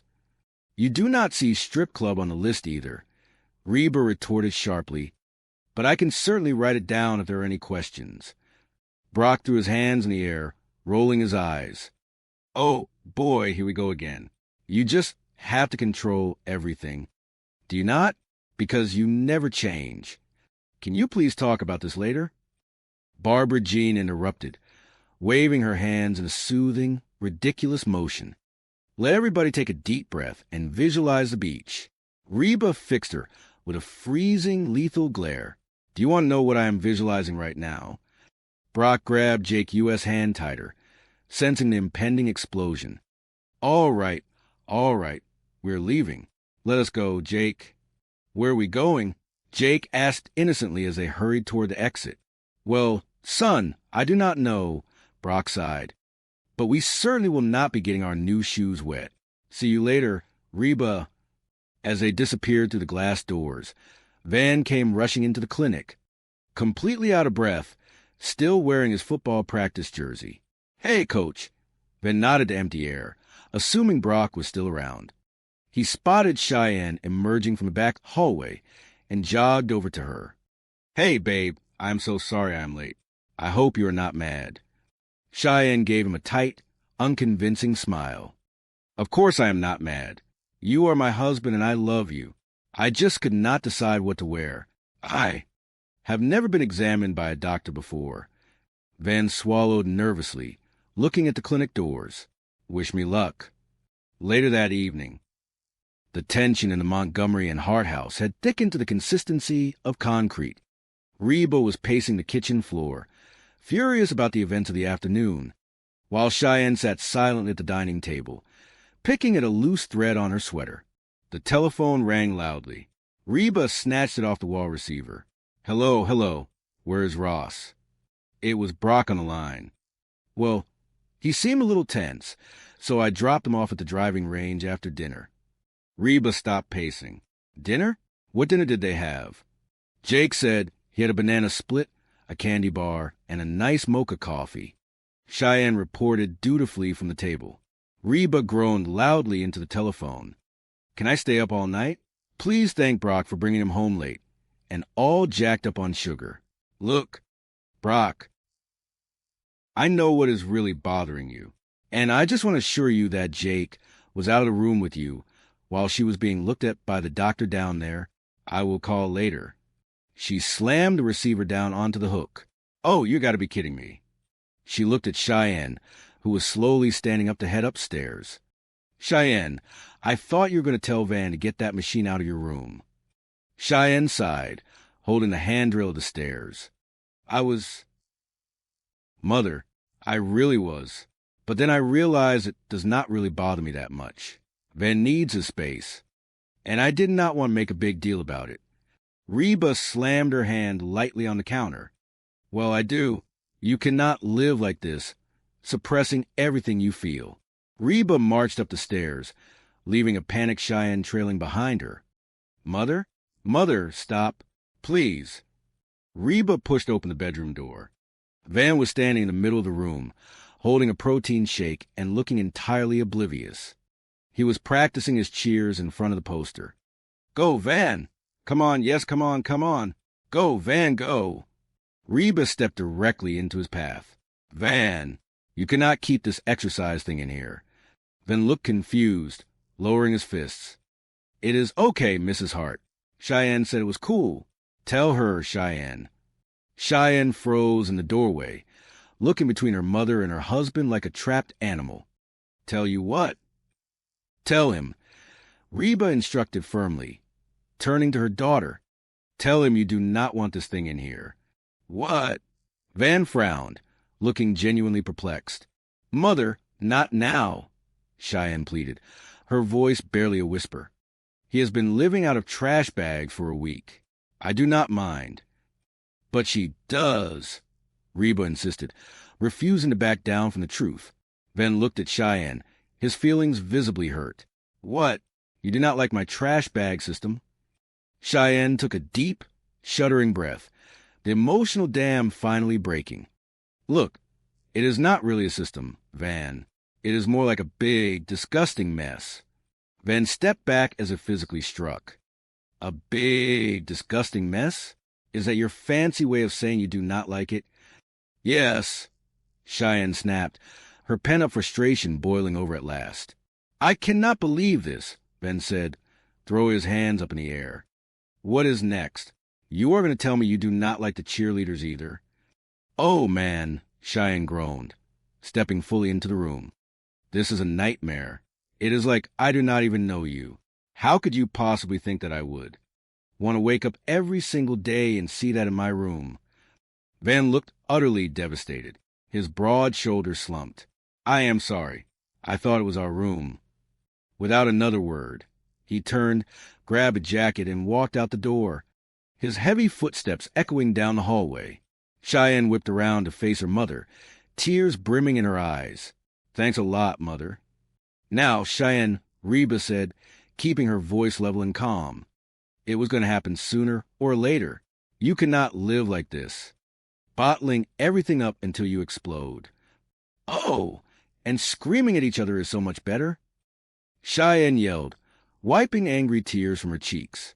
Just because you are married, you should not be afraid to say what is on your mind, Reba argued. I do not know why you were not honest with him in the first place. Well, maybe because I did not want to drive him away like you drove away, Dad. The words hung in the air, heavy, sharp, and incredibly cruel. The silence that followed was deafening. Reba felt as though the floor had dropped out from beneath her. Cheyenne turned away, immediately regretting her outburst, and started to walk toward the stairs. Whoa! Whoa! Get back here! Reba commanded softly but with absolute, unyielding authority. Cheyenne stopped on the top step, refusing to turn around. Look, Mother, I am sorry, okay? Just forget about it. No, I am not just going to forget about it, Reba said, walking over to stand behind her daughter. Do you actually think I am the reason your father left his family? Cheyenne finally turned, crossing her arms defensively. Well, is it not obvious? You pretty much control everything that happens around here. I would rather not take credit for this current disaster, Reba replied sharply. You know what? Cheyenne continued, her voice shaking with residual anger and fear. If something is not exactly the way that you think it should be, you just have to say something. Why cannot you just leave things alone? I mean, do you really think Dad would care what kind of comforter is on the bed? Reba felt a cold, hard knot form in her stomach. She looked at her daughter, feeling the immense weight of years of silent compromise and unacknowledged sacrifice. No, Reba said quietly, her voice devoid of its usual warmth. It is quite obvious your father is not picky about what is on his bed. Chapter 4. Dr. Thomas sat in his comfortable leather chair, his notepad resting on his knee. The soft, ambient lighting of the office was designed to be soothing, but it did nothing to calm the storm raging inside Reba. She was pacing back and forth across the thick Persian rug, her hands gesturing wildly. You are late, Dr. Thomas noted mildly, looking over his glasses. I am sorry, Reba sighed, finally collapsing onto the plush edge of the sofa. I got here as soon as I could. Is the rest of the family coming in for therapy today? He asked, clicking his pen. No, Reba stated flatly. I figured it is easier to fix them when they are not here getting in the way. The therapist smiled a slow, knowing smile. So what is the big emergency today? Where do I even start? Reba threw her hands in the air. My 7-year-old son spent yesterday afternoon at the gynecologist. My pregnant teenage daughter blames me for absolutely everything wrong in her life, and nobody bothers to put milk on the grocery list, ever. Dr. Thomas nodded slowly, jotting down a single word. Why do we not start with the thing that is bothering you the most? The milk, Reba said instantly. He chuckled softly. Uh-huh, you know, Reba, sometimes when life becomes chaotic, we tend to focus on controlling the smaller issues to avoid confronting the bigger issues. Reba leaned back, crossing her arms tightly over her chest, immediately defensive. You know, this is not the first time I've been accused of this controlling thing, and frankly, I would like to put a stop to it. I see their point, but I am just trying to hold this family together. I mean, I was the one that stuck by Cheyenne. Her father was not even going to come to her wedding, which, by the way, I planned all by myself. And do not even get me started on that hideous exercise machine in her bedroom. No matter what I do, no matter how hard I try to help, I get the blame. She paused, taking a ragged, exhausted breath. I should just let them fend for themselves for a change. They would fall flat on their faces in 5 minutes. Or, Dr. Thomas suggested gently, leaning forward, they would learn to take care of themselves. Reba scoffed loudly. Fat chance. Well, you never know until you give a shot.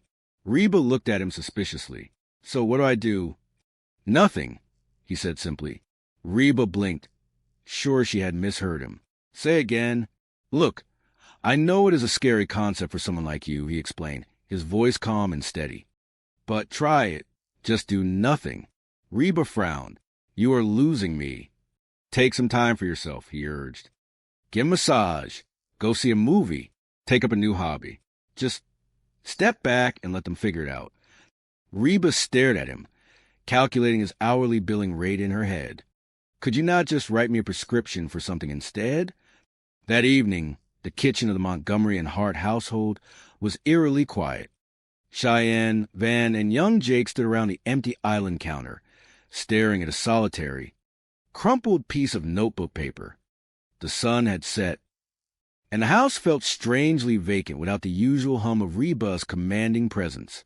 So what did Mother say exactly? Van asked, scratching his head. Cheyenne picked up the note, reading it out loud for the third time. She said, "Feed your brother and sister. I am going to the movies." Jacob's eyes went wide with absolute panic. She has lost it. What are we going to eat? I do not know, Cheyenne groaned, opening the refrigerator door to reveal a terrifying landscape of empty shelves, a few condiments, and a forgotten jar of pickles. There's like nothing in here. Van crossed his arms, looking at Cheyenne with lingering resentment from their earlier explosive fight. What is going on? So you're talking to me now? Only because I am hungry, Cheyenne shot back, her pride still wounded. We are in a crisis, so go away. What is the crisis? Van pressed, stepping closer. Mother bolted. Cheyenne explained frantically, waving the note in the air. So we have to make dinner for ourselves. Jake shook his head furiously. No way. What are we going to eat? You eat the most. Van, why you not make something? Van puffed out his chest, trying to look reliable and husbandly. I can make chili. You got a can of chili. Cheyenne slammed the pantry door shut in despair. We are all going to die. Do I have to do everything myself? Suddenly, the front doorbell rang, a loud, glorious sound that broke the tension. Jake sprinted to the front door and threw it open. Brock stood on the porch, holding two massive, steaming pizza boxes. Daddy! Jake cheered as if he had just seen an angel descending from heaven. Pizza man. Yay! Cheyenne gasped in sheer, unadulterated relief. Daddy, I was as close to rolling Jake in a flour tortilla and eating him. Van stepped forward, eagerly reaching for a slice as Brock set the warm boxes on the table. Thanks, Coach. Onions. Cheyenne took a step back, pointing a stern, wifely finger at her husband. If you have any interest in kissing me tonight, you will not eat those onions. Van froze, looking tragically down at the perfect, greasy slice of onion and sausage pizza. Onions, he whispered sadly, putting it back and grabbing a plain cheese slice instead. Brock looked back and forth between the two teenagers, sensing the heavy, awkward energy radiating between them. What is up with you two? We are having our very first married fight, Cheyenne confessed, her voice wobbling dangerously close to tears. It is awful. Brock smiled sympathetically, pulling out a chair and sitting down. Oh, honey, it is bound to happen sooner or later. Yes, that is exactly what Mother said, Cheyenne muttered angrily, taking a bite of crust. Well, she should know, Brock nodded softly. We had 1,000 of those little fights over the years. And then, of course, the one big one. Cheyenne shook her head. Well, the whole thing is her fault anyway. I mean, I do not know how you lived with her for so long. She is such a control freak. Brock raised an eyebrow, surprised by the sudden venom in his daughter's voice. Well, tell me about it. I got lists up the wazoo, Cheyenne complained. Yes, she is constantly interfering, telling people what to do, or what not to do. You know, it is absolutely no wonder she drove you away, Dad.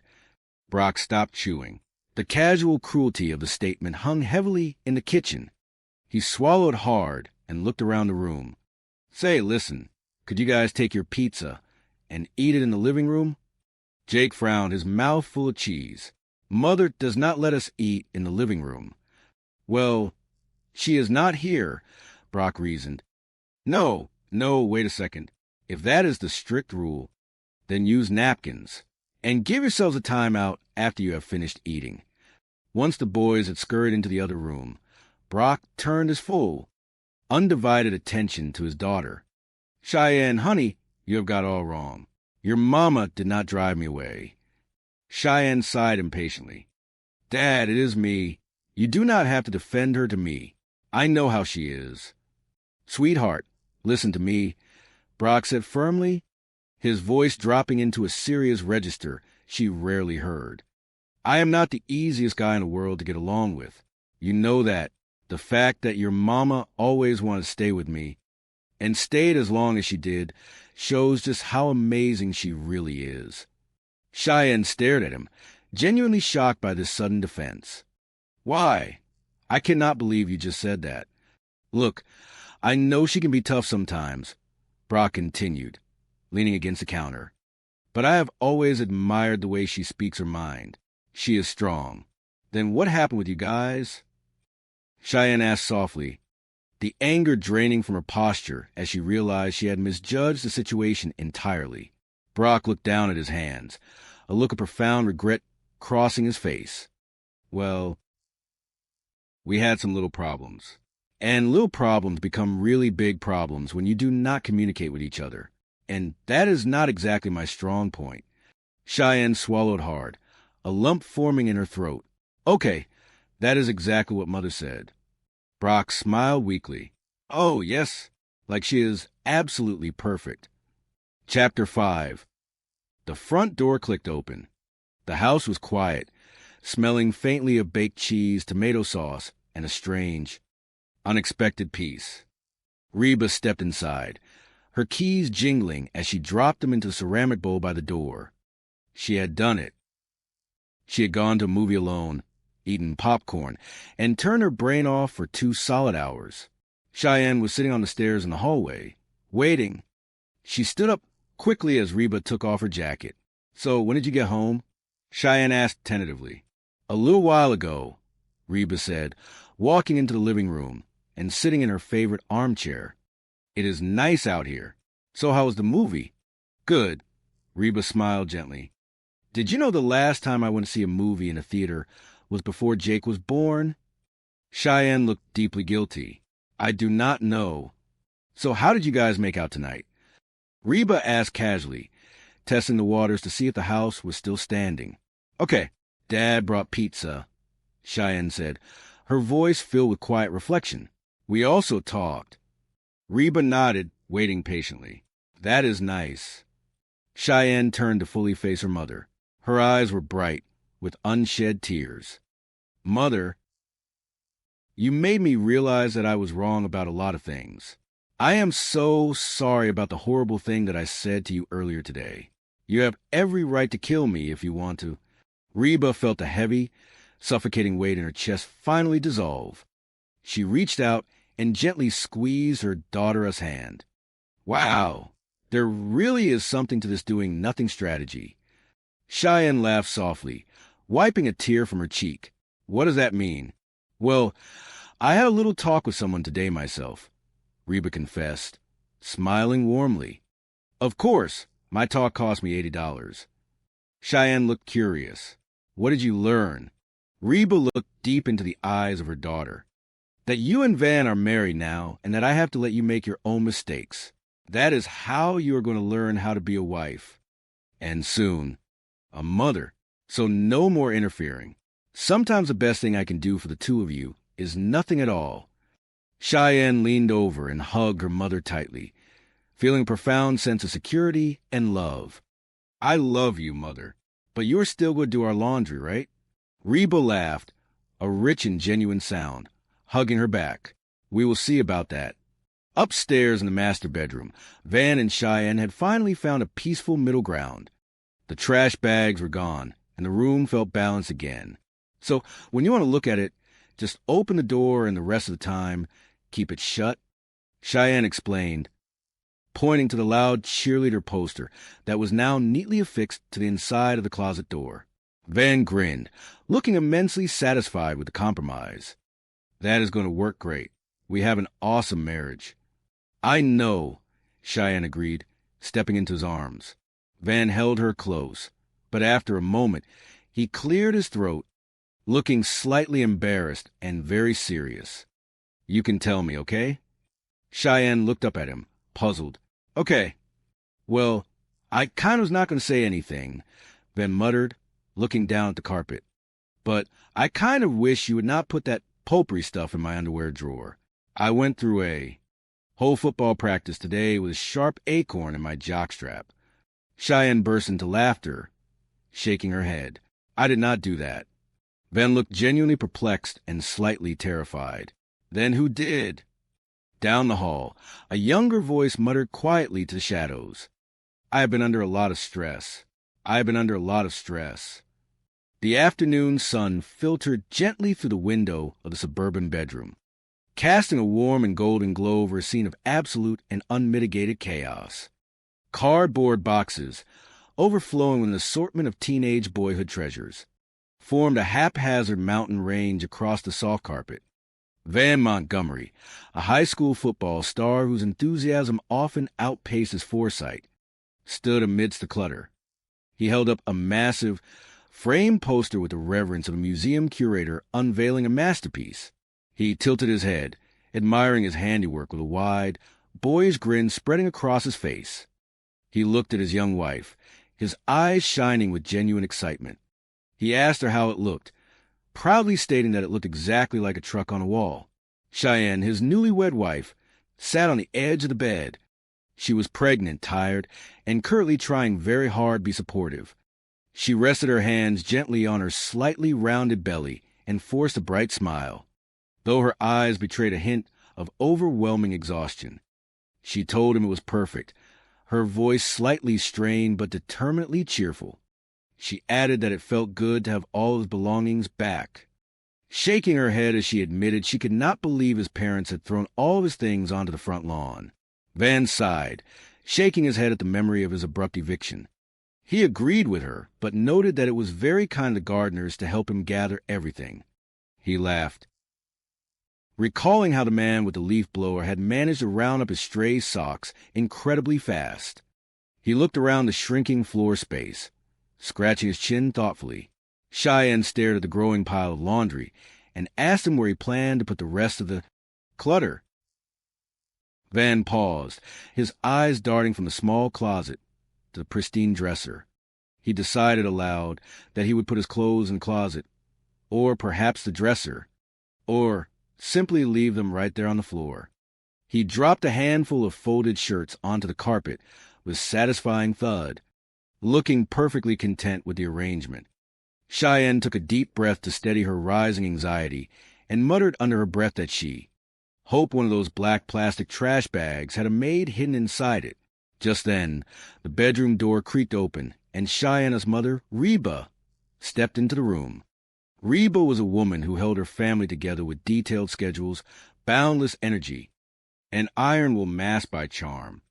She carried a basket of freshly folded laundry, her sharp eyes immediately scanning the disarray. She took one look at the disaster zone and raised an eyebrow, observing dryly that she certainly hoped one of those bags contained a housekeeper. Van greeted her enthusiastically, throwing his arms wide and announcing that he was giving the room a touch of Van. Reba crossed her arms, her gaze sweeping over the scattered athletic gear and piles of mismatched clothing. She noted with dry wit that it was not exactly a gentle touch. Oblivious to her sarcasm, Van asked if she wanted to give him a hand. He reached into a large cardboard box and pulled out a massive, violently colorful piece of bedding. Reba blinked, momentarily blinded by the fabric. She asked him what in the world he was holding. Van declared proudly that it was his lucky comforter, wrapping it around his shoulders like a superhero cape. He boasted about the bright orange and deep black fabric, proudly calling them his team colors. Reba wrinkled her nose and muttered that it looked more like Halloween vomit. Van chuckled, completely unfazed by the critique. He assumed Reba was simply teasing him playfully. He turned to Cheyenne, boasting about how great the comforter was and predicting that she was going to be thrilled. He tossed the heavy comforter onto the carefully made bed, the neon colors clashing disastrously with the soft floral patterns Cheyenne had chosen for her sanctuary. Then Van reached into another bag and pulled out a large, glossy poster. He whispered affectionately about his girls and unrolled the paper. Reba stepped fully into the room, her eyes widening as Van revealed a poster featuring several high school cheerleaders in rather enthusiastic poses. She asked him, her tone shifting from playful to genuinely concerned, if he was actually going to hang that picture in their shared bedroom. Van nodded earnestly, explaining that it would help him get worked up. Seeing the horrified expressions on the faces of both Reba and Cheyenne, he quickly backpedaled, his cheeks flushing a deep shade of crimson. He clarified that he meant it would get him excited for his football games. He stared at the poster, his brow furrowing in concentration as he noted that something was missing. Reba crossed her arms and muttered that it certainly was not implants. Van snapped his fingers, his face lighting up with a sudden burst of inspiration. He grabbed a thick black marker from his bag and quickly scribbled a large speech bubble coming from the mouth of the cheerleader in the center. He proudly showed them his addition, explaining that the head cheerleader was now cheering him on. He admitted she had not actually said those words, but it felt as though she had. Reba sighed, a sound that carried years of maternal wisdom and exhaustion. She warned Van that he was going to wish he had a protective bubble over his own head when his wife fully processed the situation. Van shrugged comfortably, completely missing the heavy tension in the air. He assured Reba that everything was fine because Cheyenne knew he was bringing his gear and wanted him to feel completely at home. Reba walked over and placed a gentle but firm hand on Vanna's shoulder.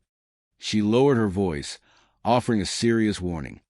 She told him that the situation was not good, explaining that she knew her daughter well, and that Cheyenne was moody even before she became pregnant.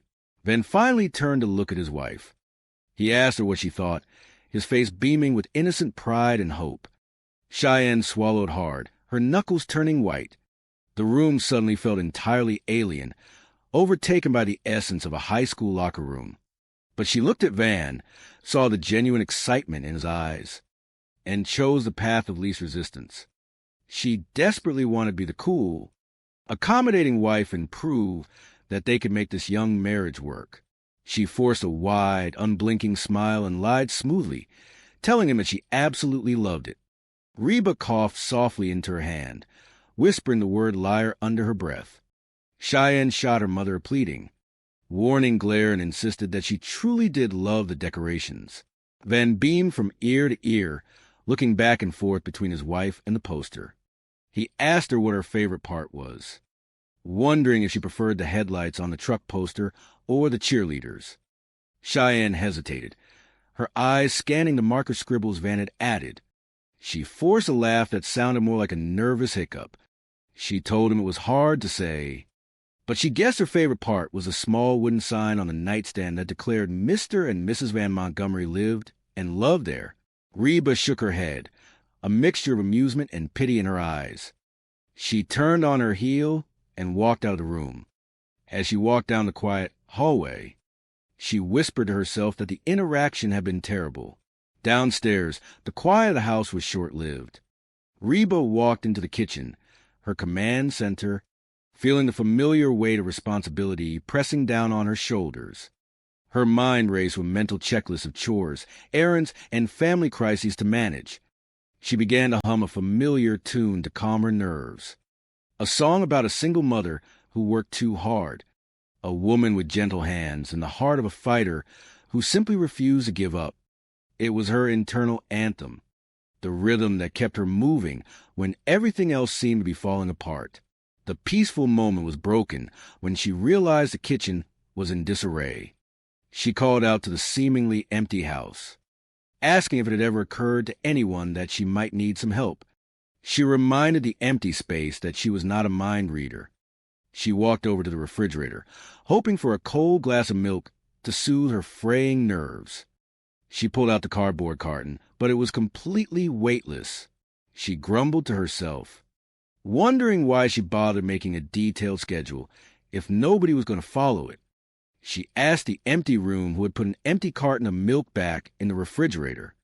She tossed the empty carton into the recycling bin and turned around, freezing dead in her tracks. Sitting right in the middle of her meticulously decorated living room, resting upon her carefully arranged floral rug, was a massive, hulking piece of black metal and gray padding. It looked like a cross between a medieval torture device and a very confused bicycle. She pointed a trembling finger at the mechanical monstrosity and demanded to know what the contraption was doing in her house. Van bounded down the stairs, full of boundless athletic energy. He proudly patted the padded leather seat of the machine and announced that it was called the Exorcist. He explained earnestly that the machine was excellent for building abdominal muscles and strengthening the rear end. He paused, looking slightly embarrassed, and apologized for mentioning her rear end. Reba closed her eyes for a brief second, praying for a sudden surge of infinite patience.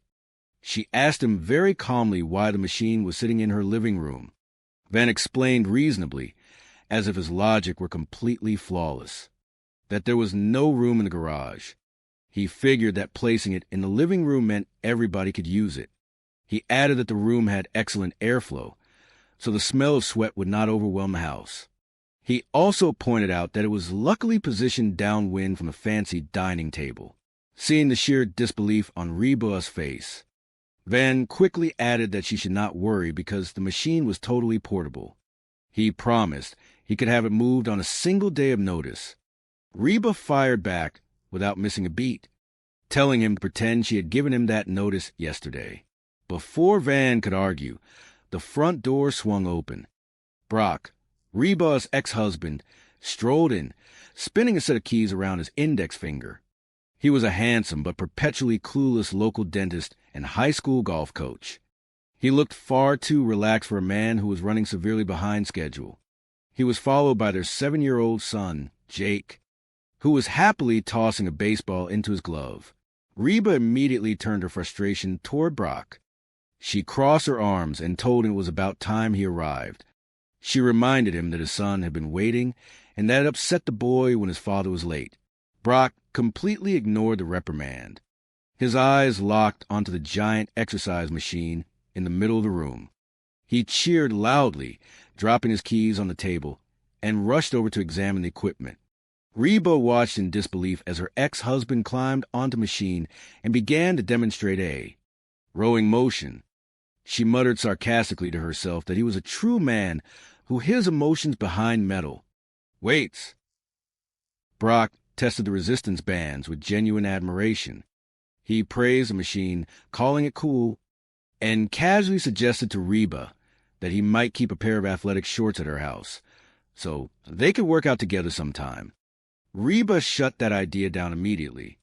She stated firmly that the machine was not staying, regardless of what it could theoretically do for her figure. She turned her attention back to the schedule, reaching into her pocket and pulling out a neatly folded piece of paper. She handed it to Brock, informing him that she had made a list for his day with their son. Brock groaned, taking the paper reluctantly as if it were contaminated. He asked if she had really made a list of things he should do with his own child. Reba replied with a sweet smile that masked her irritation. She clarified that she would never do such a thing. Rather, she had made a list of things he should absolutely not do. She reminded him of the previous week, when he had taken their young son to a dog racing track. Brock puffed out his chest defensively, arguing that the boy had won $75. Reba narrowed her eyes and shouted that he had originally claimed the winnings were only $50. Jake chimed in innocently, pointing out that the stadium nachos were not free.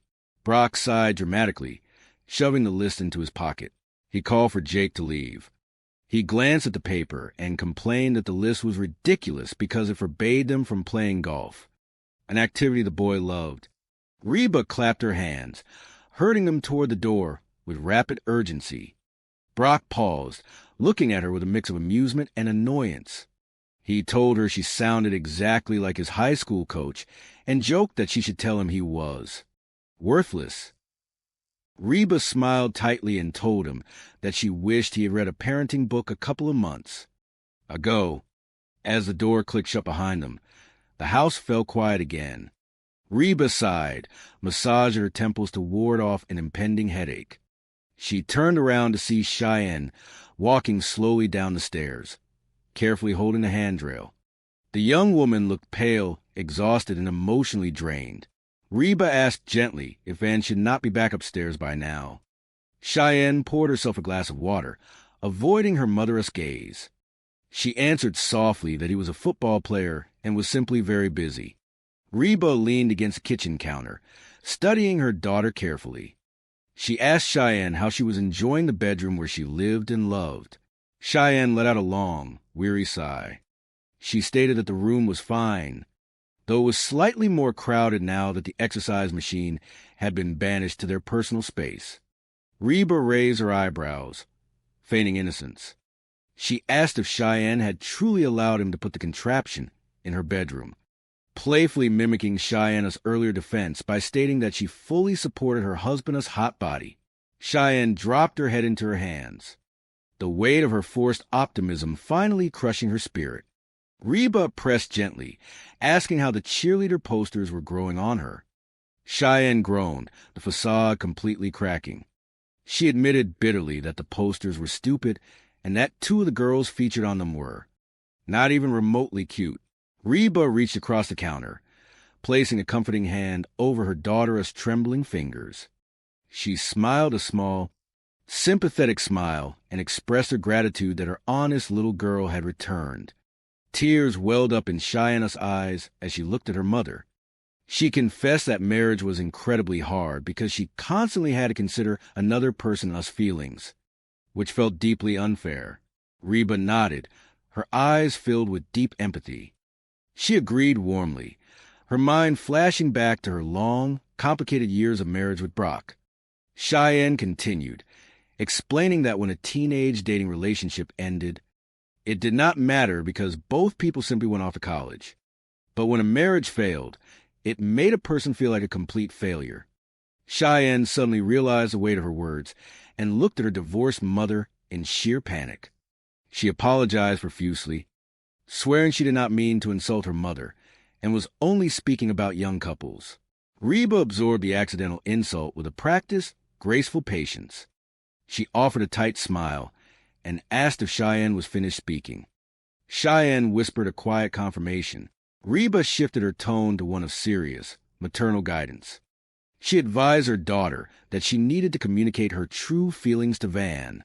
She explained that a couple could not build a life together if one person was constantly swallowing their true emotions just to keep the peace.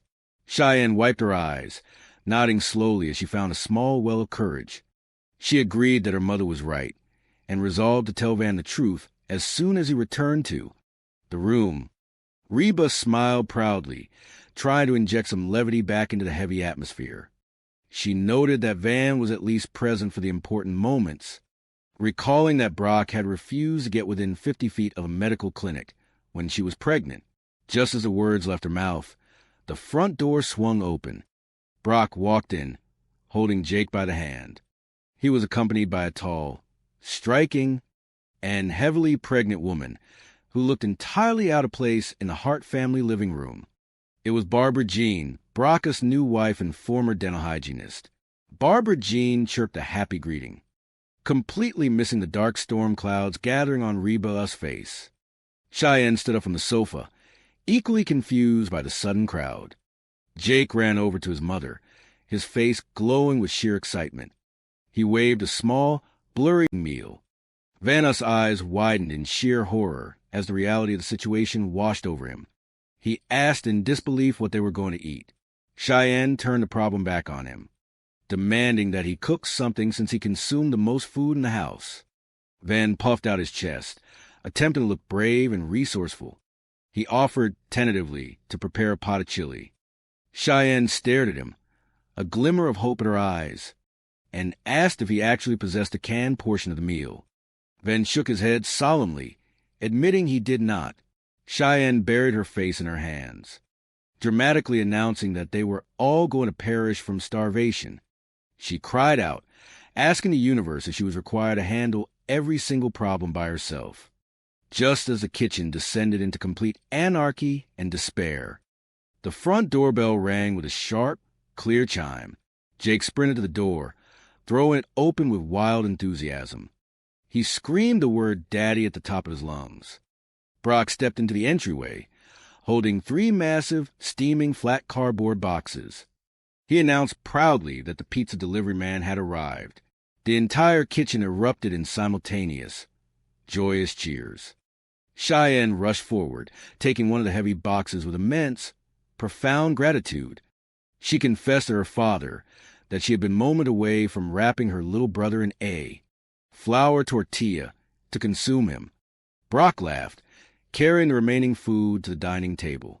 Van stepped forward eagerly, thanking his father-in-law and grabbing a large slice covered in various toppings. He took a massive bite, closing his eyes in absolute bliss as he mumbled his appreciation for the baked onions. Cheyenne shot him a withering, furious glare. She warned him strictly that if he harbored any desire to kiss her that evening, he would cease eating the pungent vegetable immediately. Van froze, looking tragically down at the perfect slice of pizza in his hand. He looked at his angry wife, clearly torn between his pride and his stomach. Ultimately, he lowered the slice back into the box, whispering a sad farewell to the onions, and selected a plain cheese piece instead. Brock leaned against the counter, watching the young couple bicker over the food. He sensed the heavy, awkward energy vibrating between them, and asked what was causing the obvious friction. Cheyenne slumped into a kitchen chair, looking thoroughly defeated. She admitted miserably that they were experiencing their very first married fight, and she found the entire ordeal to be awful.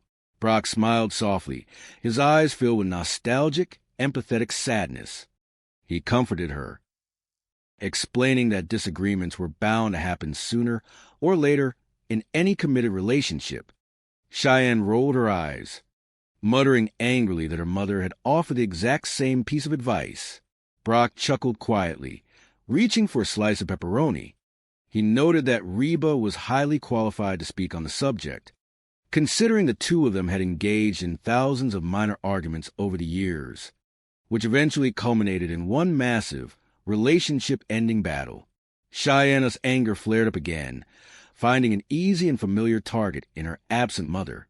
She declared bitterly that the entire situation was Reba's fault regardless of the circumstances.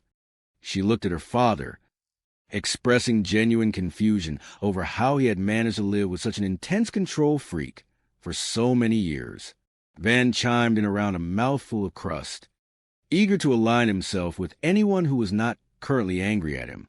He agreed enthusiastically, complaining that Reba provided them with an endless supply of written rules and lists.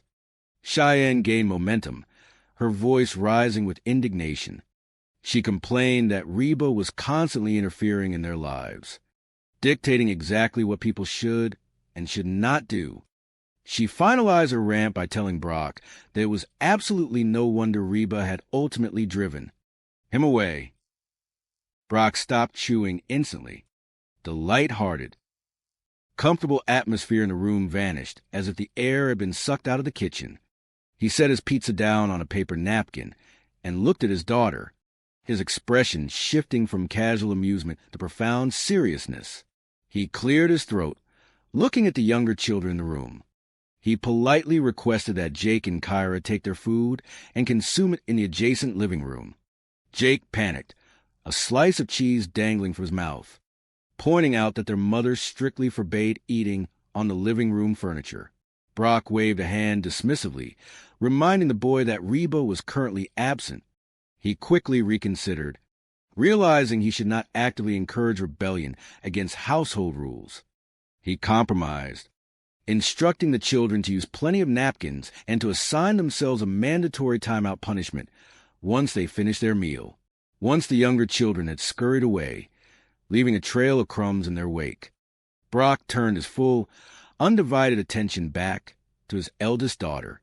He leaned against the counter, crossing his arms and looking at her with a gentle but unyielding gaze. He spoke quietly, telling Cheyenne that her assessment of the situation was entirely incorrect. He stated clearly and firmly that her mother had not driven him away from the family. Cheyenne shook her head, confused by his sudden defense of the woman they had just been criticizing. She told him he did not need to defend Reba, assuming he was simply being polite.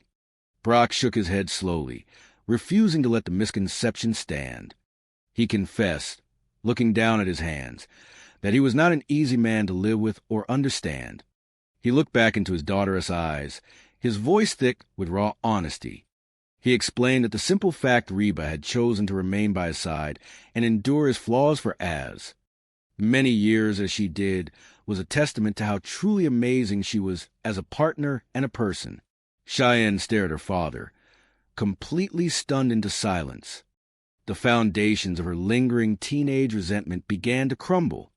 She whispered that she could not believe he had spoken such high praise. Brock smiled a small, sad smile. He acknowledged that Reba could be exceptionally tough and demanding, but he confessed that he had always held a deep, secret admiration for the fearless manner in which she spoke her mind and protected her family. The anger drained entirely from Cheyenne's posture, replaced by a deep, aching curiosity. She asked softly, wanting to finally understand the truth of her parents' history. What had actually caused the destruction of their marriage? Brock sighed heavily, rubbing the back of his neck as he stared into the memories of his past mistakes. He explained that they had encountered numerous small problems over the years. He imparted a vital piece of wisdom, noting that small problems inevitably mutate into massive, insurmountable obstacles when partners fail to communicate with one another. He admitted with a self-deprecating chuckle that open, honest communication had never been his strong suit. Cheyenne blinked, recognizing profound truth in his words. She felt a cold wash of realization as she remembered the conversation she had shared with Reba earlier that afternoon. She whispered quietly that Reba had offered the exact same explanation for the divorce. Brock chuckled dryly, attempting to ease the sudden emotional weight pressing down on the room. He joked lightly that Reba always acted as though she were absolutely perfect. The back patio of the house was quiet, lit only by the soft, yellow glow of the porch light and the silver illumination of the moon above. Reba sat in one of the wicker chairs, a light woven blanket draped comfortably over her lap. She looked out at the dark expanse of the backyard, breathing in the cool, refreshing night air. She had actually successfully executed the therapist's instructions. She had stepped away from the chaos, turned off her mental checklist, and done absolutely nothing for several hours. To her immense surprise, the house had not burned to ground in her absence. The sliding glass door rattled softly in its metal track, breaking the silence. Cheyenne stepped outside, hesitating for a brief moment before walking over and taking a seat in the chair next to her mother. The two women sat in comfortable silence for a minute, simply existing in the shared space. Cheyenne broke the ice, asking softly when Reba had returned to the house. Reba kept her gaze fixed on the yard, replying gently that she had been home for a little while and noting how pleasant the weather felt. Cheyenne nodded, looking down at her hands, and asked how the film at the theater had been. Reba smiled, a genuine expression of contentment touching her features. She replied that the movie was good, adding a surprising piece of trivia. She had not visited a movie theater since before Jake was born. Cheyenne looked at her mother, truly surprised and deeply saddened by the realization of how much Reba sacrificed daily for their comfort. Reba finally turned her head to look at her daughter. She asked casually how the teenagers had managed dinner and the evening on their own. Cheyenne spoke quietly, her voice filled with quiet reflection. She reported that the evening went well, explaining that Brock had arrived with pizza to save them from starvation. She added, pausing delicately, that she and her father had engaged in a long, revealing conversation. Reba nodded slowly, waiting patiently for Cheyenne to guide the interaction. She offered a simple, encouraging acknowledgement that talking was a positive step. Cheyenne took a deep, steadying breath, gathering her courage. She turned her body to fully face her mother. Her eyes were bright, shimmering with tears of genuine remorse and newfound understanding. She confessed, her voice trembling with emotion, that the conversation with Brock had forced her to realize she was entirely wrong about a multitude of things. She apologized profusely and sincerely for the horrible, cruel accusation she had hurled at Reba earlier in the day. She stated dramatically that Reba possessed every right in the world to be furious or to punish her severely. Reba looked at her daughter, her heart swelling with an immense, unconditional wave of maternal love. The lingering sting of the insult vanished, replaced by profound pride in Cheyenne's maturity. Reba reached out and gently squeezed Cheyenne's hand. She smiled warmly, marveling aloud at the therapist's radical strategy of doing nothing actually yielded miraculous results. Cheyenne wiped a rogue tear from her cheek, managing a watery, confused laugh. She asked her mother what the phrase meant. Reba patted her hand, confessing with a warm smile that she had also engaged in a serious conversation with someone that afternoon, though she noted humorously that her conversation had cost her $80 an hour. Cheyenne tilted her head, curious about the professional advice. She asked Reba what she had learned during the session. Reba looked deep into Cheyenne's eyes, her voice steady, reassuring, and filled with a quiet strength. She explained that she had finally accepted the reality that Cheyenne and Van were legally married, adults. She acknowledged that she needed to step back and allow the young couple the freedom to make their own mistakes, because experiencing failure was the only genuine way they would learn how to navigate life together. She promised there would be no more unsolicited interfering, stating beautifully that sometimes the absolute best gift a mother could offer her children was the grace of doing nothing at all. Cheyenne smiled, a massive, suffocating weight lifting entirely from her shoulders. She leaned across the space between the chairs and hugged her mother tightly, whispering how much she loved her. She pulled back slightly, a mischievous, practical glint returning to her eye. She asked, her tone hopeful, if Reba was still willing to handle the family laundry duties. Reba laughed aloud, a joyous, ringing sound, shaking her head affectionately as they stood up and walked back inside the warm house together. Upstairs in the master bedroom, the heavy, toxic tension that had poisoned the afternoon had completely dissipated. Van and Cheyenne had finally found a peaceful, respectful middle ground. They stood side by side, looking at the large wooden closet door. Van had carefully applied tape to the corners of the controversial cheerleader poster, affixing it neatly to the inside panel of the door, completely out of sight unless the wardrobe was actively open. Cheyenne pointed to compromise, feeling very proud of their mature negotiation. She explained the new rule. Whenever Van desired to look at the poster to find motivation for a football game, he simply needed to open the door, but for the remainder of the time, the door would remain firmly shut. Van grinned broadly, looking immensely satisfied with the arrangement. He wrapped his strong arms around her waist from behind, resting his chin comfortably on her shoulder. He agreed that the system was going to work perfectly, declaring with absolute confidence that they possessed an awesome marriage. Cheyenne leaned back against his chest, feeling safe and secure, and agreed wholeheartedly. Van held her close, enjoying the quiet intimacy of the moment. After a few seconds, he cleared his throat, shifting his weight and looking slightly embarrassed. He asked her, his tone hesitant, if they were truly committed to telling each other everything in order to maintain open communication.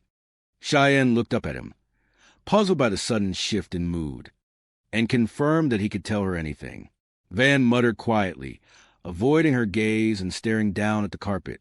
He admitted that he had initially planned to keep the matter secret, but since they were being honest, he needed to make a request. He politely asked Cheyenne to cease placing the scented floral potpourri mixture inside his personal underwear drawer.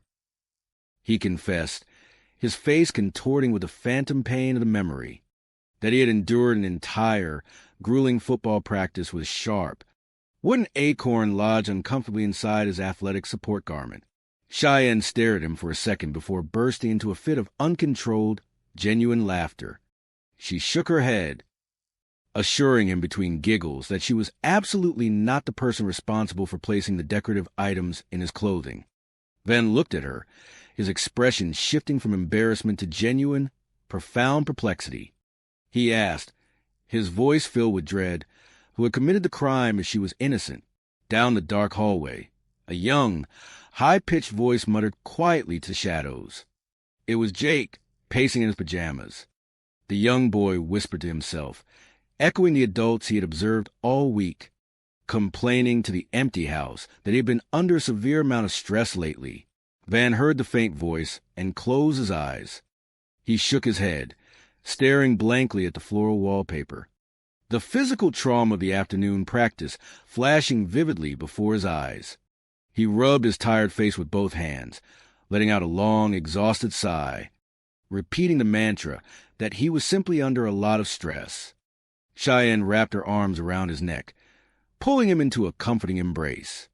They stood together in the center of the chaotic bedroom, surrounded by unpacked bags and terrible bedding, finally ready to face whatever hilarious disasters the future held for their young, imperfect, and deeply loving family.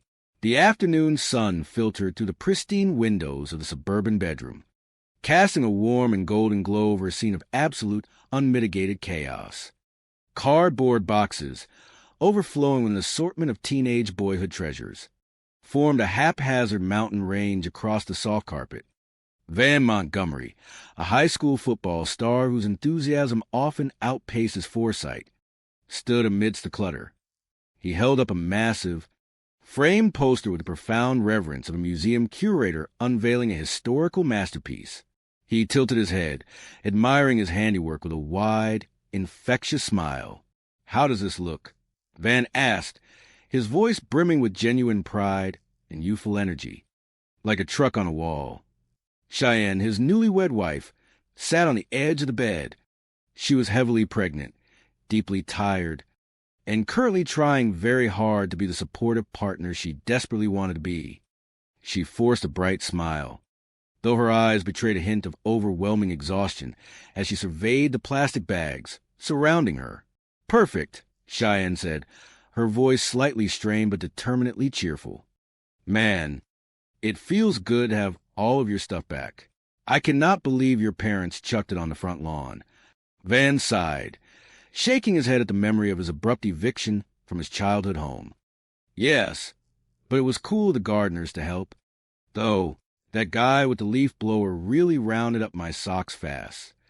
He looked around the room, scratching his chin thoughtfully. "So, where are you going to put the rest of this crap?" "Well, I am going to put my clothes in the closet, or maybe the dresser, or right here on the floor." He dropped a handful of folded shirts onto the carpet with a satisfying thud.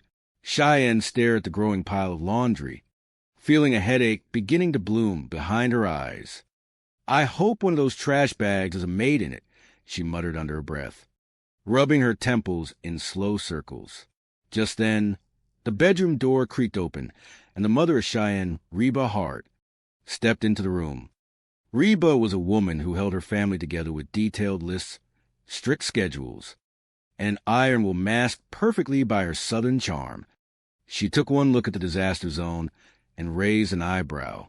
"Mrs. Hart." Van greeted her enthusiastically, throwing his arms wide open. "I am giving the room a touch of Anne." Reba crossed her arms over her chest, her gaze sweeping over the scattered athletic gear and piles of mismatched clothing.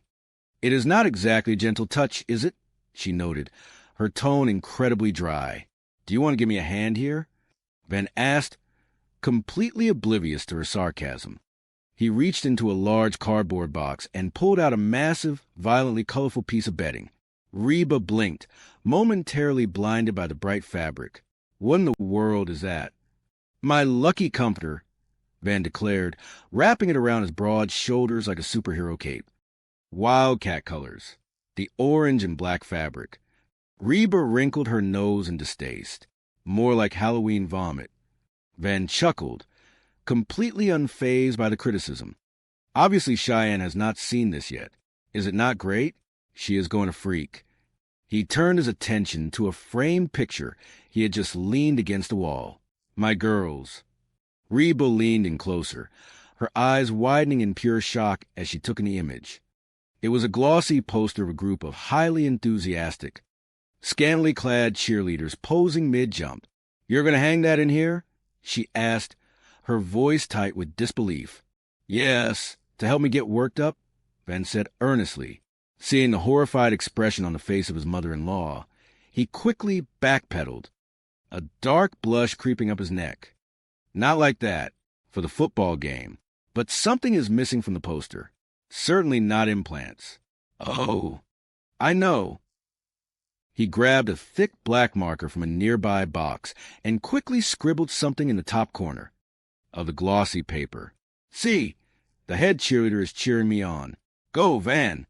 She really did not say that in real life, but it is sort of like she did. Reba sighed, pinching the bridge of her nose to stave off her own impending headache. "You are going to wish you had a comic bubble over your head to protect you when your wife gets back. In here." "It is all right, Mrs. Hart," Van assured her, setting the poster down gently against the wall. "Cheyenne knew I was bringing my gear. She wants me to feel at home." Reba placed a gentle but firm hand on his shoulder, her maternal instincts taking over. "Van, listen to me for a moment. This is not good. I know my daughter. She was moody even before she was pregnant." Before Van could process this warning, Cheyenne walked back into the room, holding a tall glass of ice water. She stopped dead in her tracks, her eyes locking onto the brightly colored cheerleaders beaming from the wall, and then drifting toward the neon orange comforter resting on her carefully chosen pastel bedsheets. Van grinned, pointing to a small hand-painted wooden sign he had also placed on the nightstand. "What do you think?" Cheyenne swallowed hard, her knuckles turning white around her glass. Her mind raced. She desperately wanted to prove to everyone that she could be a good wife, that this marriage was not a mistake. She swallowed her true feelings and plastered on a bright, utterly unconvincing smile. "Oh, my goodness. I love it," Cheyenne lied smoothly. Reba coughed softly into her hand. "Liar." No, I really do," Cheyenne insisted, her voice trembling slightly. Reba crossed the room, unable to let the facade remain unchallenged. "What is your favorite part? The headlights on the truck or the ones on the cheerleaders?" Cheyenne forced a laugh that sounded more like a panicked hiccup. "It is hard to say. I guess it is the way the little sign says that Mr. and Mrs. Van Montgomery live and love here." Van beamed, completely missing the heavy, suffocating tension in the air. Reba simply shook her head and quietly slipped out of the room, leaving the young couple to their chaotic nesting. "Well, that sucked," Reba whispered to herself as she walked down the hallway. "Big time." Chapter 2. Downstairs, the quiet peace of the house was incredibly short-lived. Reba walked into the kitchen, her mind racing with a mental checklist of chores, errands, and family crises to manage. She began to hum a familiar tune to calm her nerves, singing softly to herself. "My roots are planted in the past, though my life is changing fast. Who I am is who I want to be. A single mother who works too hard, a daughter who loves her children and never stops. With gentle hands and a heart of fighter, I am a survivor." The peaceful moment was abruptly broken by the sharp ringing of the telephone. Reba grabbed the receiver. "Hello." She listened for a brief moment, her brow furrowing in irritation. "Did it ever occur to you that I might need some help? I am not a mind reader." She hung up the telephone with a frustrated sigh and turned around, only to nearly trip over her ex-husband, Brock, who was standing in the doorway holding the hand of their 7-year-old son, Jake. "Wait a minute," Reba said, putting her hands on her hips in a classic stance of maternal authority. "What are you doing here?" Brock, a handsome but perpetually clueless local dentist and high school golf coach, offered a careless shrug. "I do not know." "Your father was supposed to pick you up half an hour ago," Reba said, looking down at Jake. She looked back up at Brock, her eyes narrowing. Why do I bother making a schedule if nobody is going to stick to it? I do not know, Brock repeated, offering a helpless, goofy smile. Reba opened the refrigerator to grab a soothing cold drink, only to pull out a completely empty cardboard container of milk. Who put an empty carton of milk back in the refrigerator?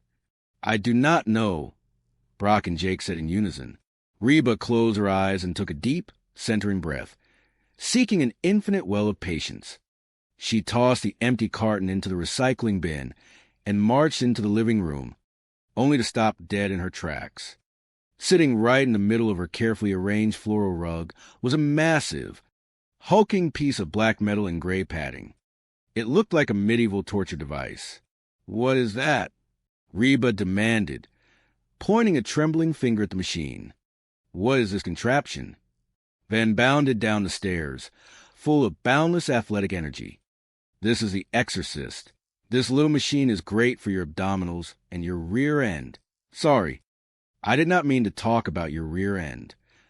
Reba stared at him, utterly bewildered. Why is this in my living room? Van patted the padded seat proudly. Well, there is no room in the garage, and I figured this way everybody can use it. Plus, it has good airflow, so the sweat smell will not knock you out. And luckily, it is downwind from the fancy eating table. Seeing the vein throbbing in the forehead of his mother-in-law, he quickly added, Do not worry, it is totally portable. I can have it moved on a single day of notice. Just pretend I told you yesterday. Brock wandered into the living room, his eyes lighting up with genuine excitement at the sight of the exercise machine. Well, it is about time. Your son has been waiting. It upsets him when you are late. He climbed onto the machine and began to demonstrate a vigorous rowing motion. Yes, level 3. He is a man. He hides his emotions. Oh, the Exorcist. Cool, is it not? You know, maybe I will keep a pair of shorts over here, and we can work out together sometime. Reba folded her arms, her posture completely rigid. It is not staying, in spite of what it could do for my rear end. Let us go, buddy. She turned her attention back to Brock. Okay, I made a list for you too. Brock groaned, stepping off the machine and taking the paper as if it were radioactive. Oh, you made a list of things I should do with my son? No, I would never do that, Reba replied sweetly, handing him a neatly written sheet of paper. I made a list of things not to do, like last week, when you took him to the dog track. He won $75. You told me it was $50. Brock protested loudly. Hey, those nachos were not free, Jake chimed in, defending his financial choices.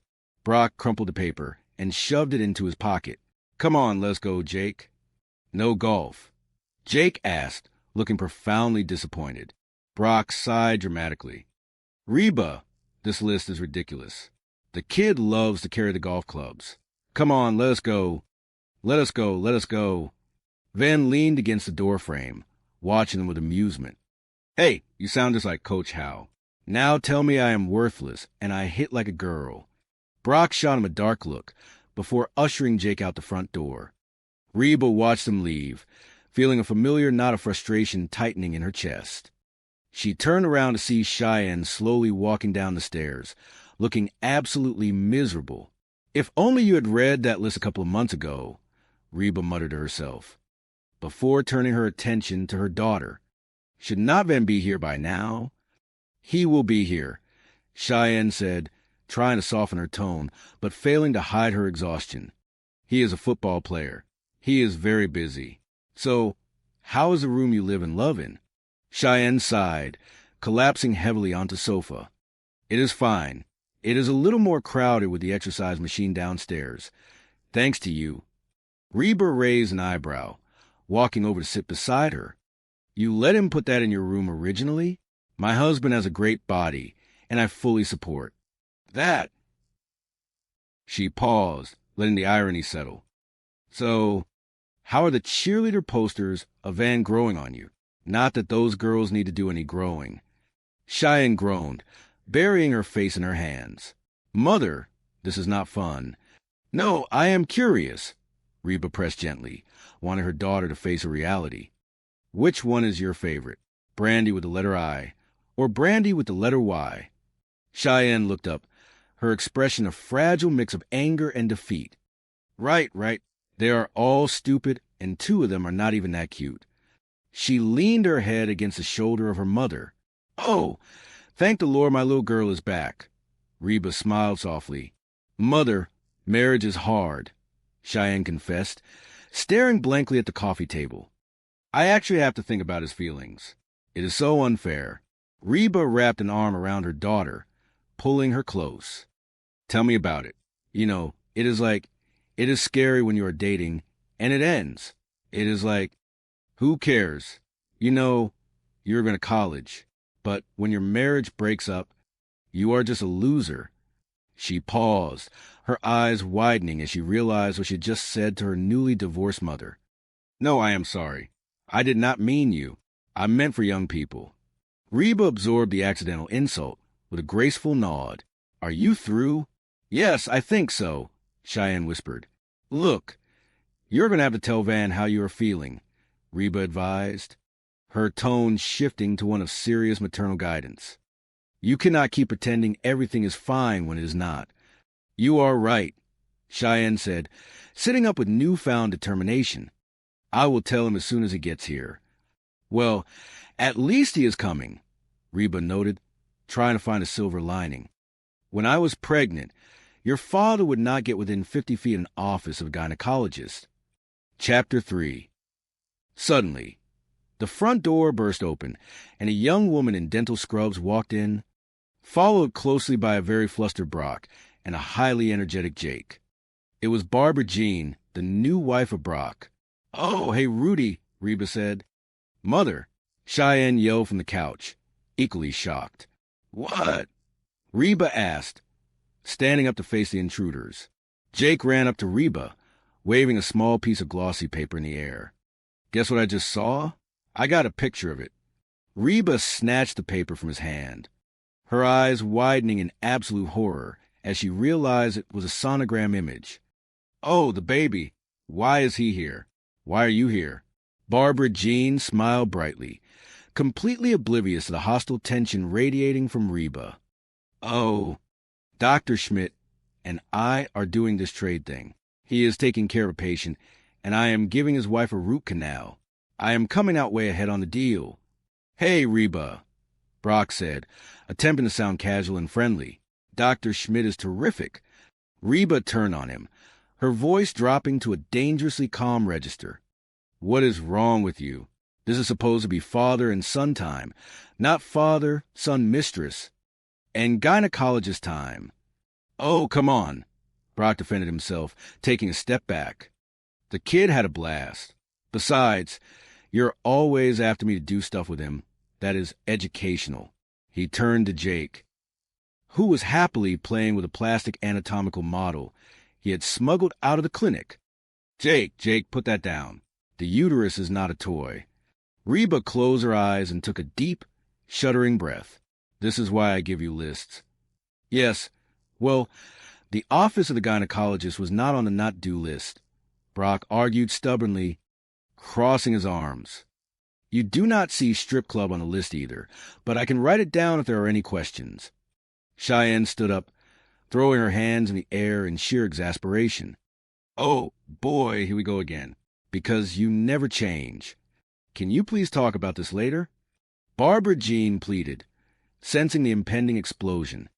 Let's everybody take a deep breath and visualize the beach. Brock scoffed loudly. You want to know what I am visualizing? All right, we are leaving.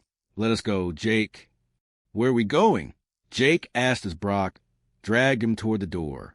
Well, son, I do not know, but we certainly will not be getting our new shoes wet. Brock muttered as they finally exited the house, leaving a heavy silence in their wake. Just as they left, Van walked through the back door, wearing his football practice jersey and carrying a gym bag. Hey, Coach, how's it going? He jogged over Cheyenne and kissed her cheek tenderly. Hey, babe, I am sorry I am late. I hope you are not mad. Cheyenne forced another bright smile, though her eyes were flashing with suppressed emotion. Of course I am not mad. You are my husband, and I love you. I could not decide what to wear. I have never been examined by a gynecologist before. Van pumped his fist in the air, his boundless optimism returning. Montgomery wished me luck. Thank you. He dashed upstairs to shower and change. Reba stood in the middle of the room, feeling completely overwhelmed by the revolving door of chaos her house had become. The telephone rang again. She answered it with a weary sigh. Hello. Where is Ross? Well, he seemed a little tense. So I dropped him off at the driving range after dinner. Dinner? I had a banana split, a candy bar, and a nice mocha coffee. She listened for a moment, her posture rigid. Can I stay up all night? Please thank Brock for bringing him home late, and all jacked up on. Sugar. She hung up the telephone and spoke into the empty room. I know what is really bothering you, and I just want to assure you that Jake was out of the room with Brock while I was being looked at by the down there doctor. I will call later. Oh, you got to be kidding me. She marched upstairs, determined to restore some order to her universe, and found Cheyenne sitting on her bed, completely surrounded by the garbage bag luggage system of Anne. Cheyenne, I thought you were going to tell him to get that machine out of your room, Reba said, folding her arms across her chest. I was, Cheyenne admitted, looking down at her hands and picking at her fingernails. But then I realized it does not really bother me. Van needs a space, and I did not want to make a big deal about it. Mother? Well, I do, Reba said firmly, stepping further into the room. Mother? Mother, stop. Reba ignored the plea and walked over to the cheerleading poster, taking a deep breath to steady herself. She could hear Van coming down the hall. Go, Van. Van chanted to himself as he walked into the room, fresh from the shower and smelling of cheap body wash. Come on. Yeah, come on. Go, Van. Go. He stopped, noticing his mother-in-law. Hey, Mrs. Hart. You cannot keep this thing in here, Reba said, pointing directly to the loud poster and the neon comforter. Van looked deeply confused. It is okay. Cheyenne said it was cool. Tell him, Cheyenne. Cheyenne looked away, unable to meet his gaze. Tell me what? Tell him you do not want this thing in here, Reba urged her daughter, pushing her to find her voice. What? Mother, not now, Cheyenne pleaded, her face flushing with intense embarrassment. He has been living out of trash bags for a week. I do not mind. Reba stood her ground, an immovable force of truth, but she does... Van looked back and forth between the two women, the pieces slowly clicking into place. What? You do not like my trash bag system? Cheyenne finally snapped, the pressure of maintaining the perfect facade shattering completely. Look, it is not really a system, Van. It is more like a big, disgusting mess. Van looked genuinely heartbroken.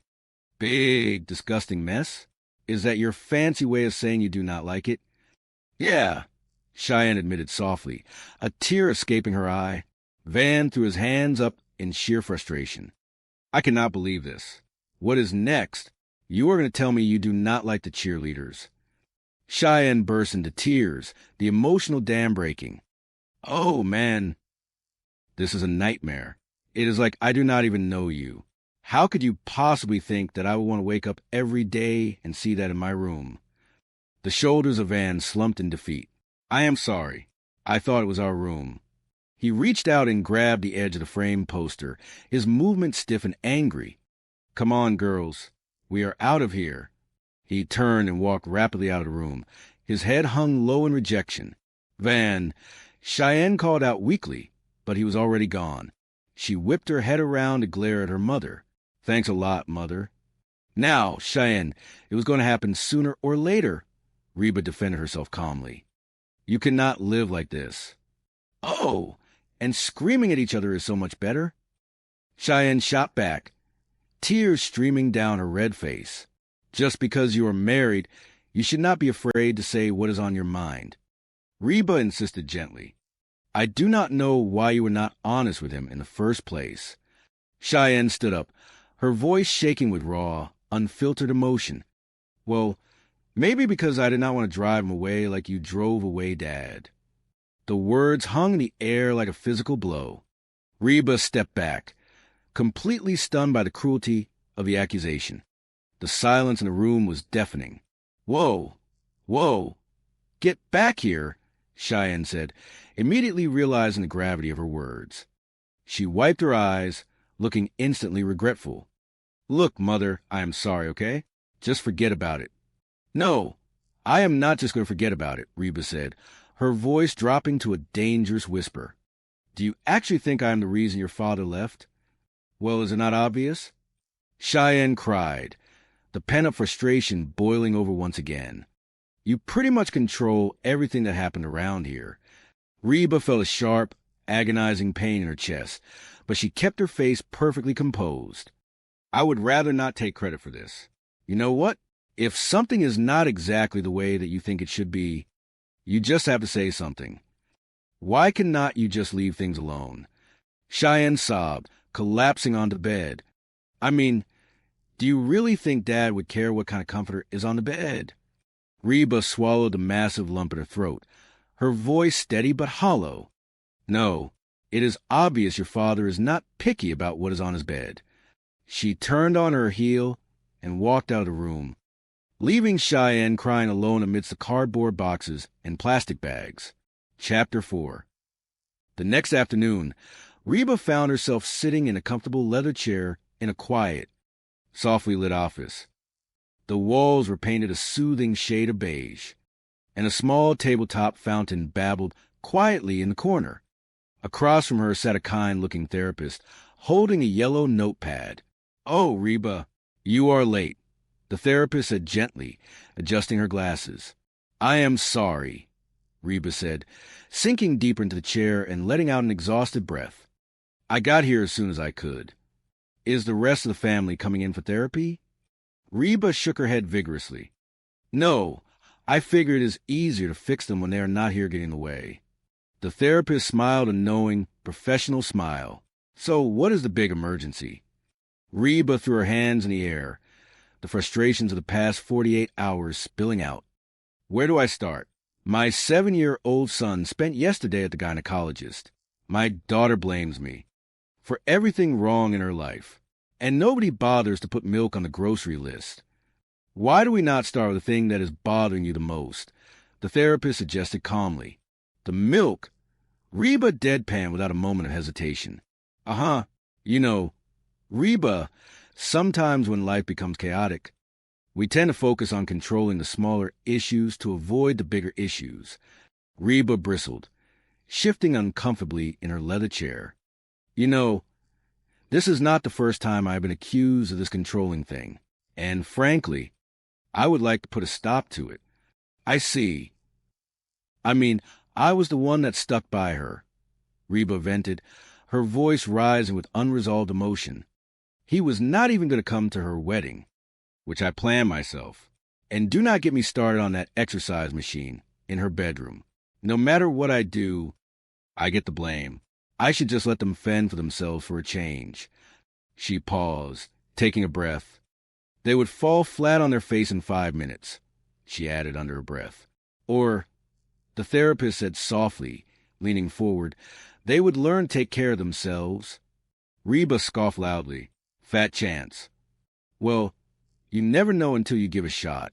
Reba looked at the therapist, desperate for a tangible, actionable solution to fix her fractured family. So what do I do?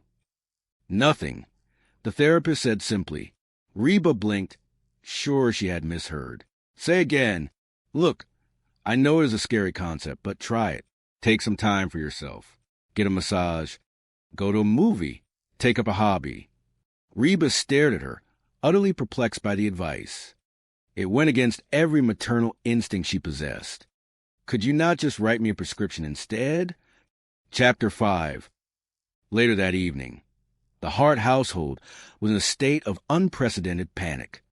The kitchen, usually the warm, organized heart of the home, was a disaster zone of open cupboards, empty plates, and rising hysteria.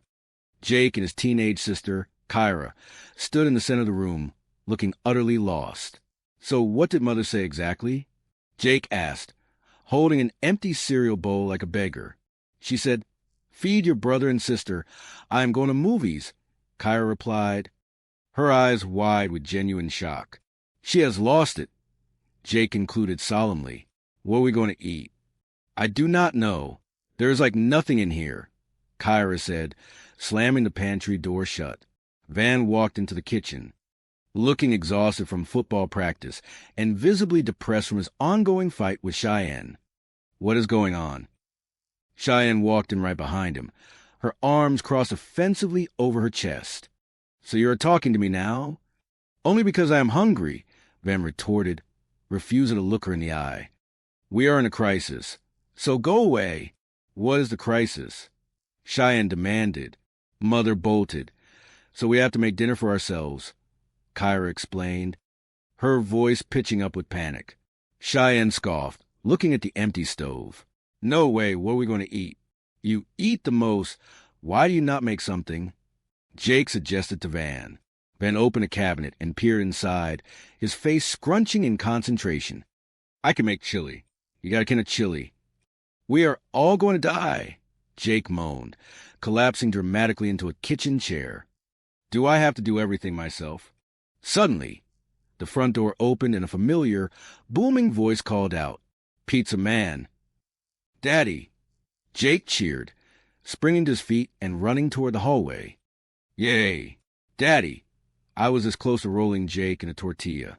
Brock walked into the kitchen, a triumphant smile on his face, carrying 3 large, steaming cardboard pizza boxes. He set them down heavily on the counter. "Thanks, Coach," Van said, his mood instantly lifting as he grabbed a slice immediately. Onions." Cheyenne glared at him across the kitchen island. "If you have any interest in kissing me tonight, you will not eat those." Van hesitated for a fraction of a second, then took a massive, defiant bite. Onions." Brock looked back and forth between the two of them, sensing the heavy, awkward energy in the room. "What is up with you two?" "We are having our first married fight," Cheyenne said miserably, pulling up a stool. "It is awful." Brock offered a sympathetic, knowing smile. "Oh, honey, it is bound to happen sooner or later." "Yeah, that is what Mother said," Cheyenne muttered, grabbing a slice of plain cheese pizza and picking at the crust. "Well, she should know," Brock said softly, taking a bite of his own food. "We had 1,000 of those little fights, and then, of course, the one big one." Cheyenne sighed heavily, her resentment bubbling up again. "Well, the whole thing is her fault anyway. I mean, I do not know how you lived with her. She is such a control freak." "Well, tell me about it," Van chimed in, chewing loudly. "I got lists everywhere." "Yeah, she is constantly interfering, telling people what to do," Cheyenne complained, feeling validated. "Or what not to do. You know, it is no wonder she drove you away, Dad." Brock stopped mid-chew, his expression instantly hardening. The jovial atmosphere vanished. He set his pizza down on the counter and wiped his mouth with a napkin. "Say, listen, could you guys take your pizza and eat it in the living room?" Brock asked, looking at Kyra, Jake, and Van. Jake looked confused. "Mother does not let us eat in the living room." "Well, she is not here," Brock pointed out. He quickly reconsidered, respecting the domain of his former wife. No, wait a second. If that is the rule, then use napkins, and give yourself a timeout after you have finished." He ushered the younger kids out of the kitchen, leaving only Cheyenne sitting at the counter. He turned to his eldest daughter, his face serious and incredibly gentle. "Cheyenne, honey, you got it all wrong. Your mama did not drive me away." Cheyenne frowned, feeling a sudden wave of guilt. "Dad, it is me. You do not have to defend her." "Sweetheart, I am not the easiest guy to get along with," Brock admitted, his voice full of genuine regret and respect. "You know, the fact that your mama always wanted to stay with me as long as she did shows just how amazing she really is." Cheyenne stared at him, stunned by his raw honesty. "Why? I cannot believe you said that. Look, I know she can be tough sometimes, but I have always admired the way she speaks her mind. Then what happened with you guys? Cheyenne asked softly, finally wanted to understand. Brock rubbed the back of his neck, looking down at the floor tiles. Well, we had some little problems. And little problems become big problems when you do not communicate. And that is not exactly my strong point. Cheyenne nodded slowly, the realization dawning on her like a sunrise. Okay, that is what Mother said. Oh, yeah, like she is perfect. Brock chuckled softly, breaking the heavy tension with a small, sad smile. Chapter 6. A few hours later, the house was dark and profoundly quiet. Reba walked to the front door, feeling a strange mix of guilt and absolute liberation. She had done nothing, and the house had not burned to ground. She walked out to the back patio, where Cheyenne was sitting on a lounge chair, wrapped in a blanket, staring up at the bright Texas stars. So, when did you get home? Reba asked gently, breaking the comfortable silence. Cheyenne looked over and smiled weakly. A little while ago. It is nice out here. Reba sat down on the chair next to her, letting out a long breath. So how was the movie? Cheyenne asked. Good. Reba nodded.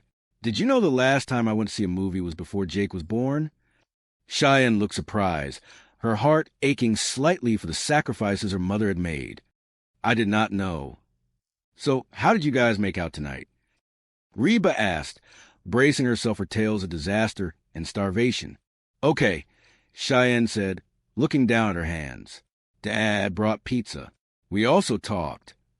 Reba raised an eyebrow but stayed silent, allowing her daughter to guide the conversation. That is nice, Reba finally said. Cheyenne turned to face her mother, her eyes shimmering with unshed tears. Mother, you made me realize that I was wrong about a lot of things. I am so sorry about the horrible thing that I said to you earlier today. You have every right to kill me if you want to. Reba felt a profound wave of relief wash over her, washing away the pain of the afternoon. She reached out and squeezed the hand of her daughter tightly. Wow, there really is something to this doing nothing. Cheyenne laughed softly, a genuine sound. What does that mean? Well, I had a little talk with someone today myself, Reba admitted, a wry smile on her lips. Of course, my talk cost me $80. What did you learn? Reba looked deeply into the eyes of her daughter, her heart swelling with an unconditional, fierce love. That you and Van are married now, and that I have to let you make your own mistakes. That is how you are going to learn. So, no more interfering. Sometimes the best thing I can do for the two of you is nothing at all. Cheyenne leaned over and hugged her mother tightly, burying her face in the shoulder of Reba. I love you, Mother, but you are still going to do laundry, right? Reba laughed out loud, returning the embrace with all her strength. We will see about that. The next morning, the sun shone brightly through the bedroom window, promising a fresh start. Van and Cheyenne were standing in front of the open closet. Van was carefully taping the glossy cheerleader poster to the inside of the wooden closet door. So when you want to look at it, just open the door, and the rest of the time, keep it shut. Cheyenne explained, smiling warmly at their newly minted compromise. Van nodded enthusiastically, stepping back to admire the placement. That is going to work great. We have an awesome marriage. Cheyenne wrapped her arms around his waist and kissed his cheek. I know. You can tell me, okay? Van hesitated, shifting his weight nervously from foot to foot. Okay, well, I kind of was not going to say anything, but I kind of wish you would not put that potpourri stuff in my underwear drawer. I went through a whole football practice with a sharp acorn in my jockstrap. Cheyenne burst into bright, genuine laughter, shaking her head vigorously. I did not do that. Van looked genuinely baffled, his brow furrowing. Then who did? Down the hall, 7-year-old Jake walked by the open doorway, whistling a cheerful, innocent tune, his hands buried deep in his pockets. Van stared after him, slowly raising a hand to rub his forehead in disbelief. I have been under a lot of stress. I've been under a lot of stress." Cheyenne wrapped her arms around him again, resting her head against his broad chest. Despite the chaos, the cramped quarters, and the endless stream of family drama, they were together. And as the warm morning light filled their small space, they both knew that somehow, through the mess and the noise, they were going to be just fine. The late afternoon sun poured through the sheer curtains of the suburban bedroom, casting long, golden shadows across the polished hardwood floor. It was a beautiful, tranquil day in the neighborhood. The kind of day where the breeze carried the scent of freshly cut grass and blooming jasmine. Inside the house, however, a profound transition was underway. The bedroom, once a pristine sanctuary of delicate pastel colors, carefully arranged floral pillows, and quiet teenage girlhood, was rapidly transforming into a chaotic landscape of athletic gear and overflowing plastic. Van Montgomery stood in the center of the room, his broad shoulders squared with a sense of victorious pride. He was a high school football star, a young man whose boundless energy and golden retriever optimism often outpaced his foresight. He wiped a single bead of sweat from his forehead with the back of his hand, surveying the haphazard mountain range of black plastic garbage bags that currently contain his entire worldly existence. Following a rather dramatic disagreement with his parents, his belongings had been unceremoniously dumped onto their front lawn. Now they were here, safely inside the home he was to share with his new, heavily pregnant wife. Cheyenne. Van reached into one of the bags and pulled out a large, somewhat crumpled framed poster of a massive, aggressive-looking monster truck. He pressed it against the delicate floral wallpaper, tilting his head to admire his handiwork. "How does this look?" Van asked, his voice booming with earnest enthusiasm. "Like a truck on a wall, right?" Cheyenne sat on the edge of the plush mattress, her hands resting gently over the slight swell of her stomach. She was tired, her lower back aching with the familiar fatigue of early pregnancy, but she was trying desperately hard to be the supportive, accommodating partner. She looked at the garish truck poster, her heart sinking slightly at the aesthetic invasion, but she forced a bright, wide smile that stretched across her face. "Perfect," Cheyenne said, her voice soft and determinedly cheerful. "Man, it feels good to have all my stuff back." Van sighed happily, let his arms drop.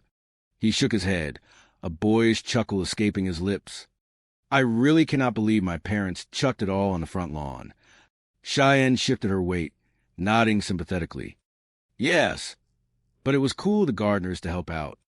Though, that guy with the leaf blower really rounded up your socks fast."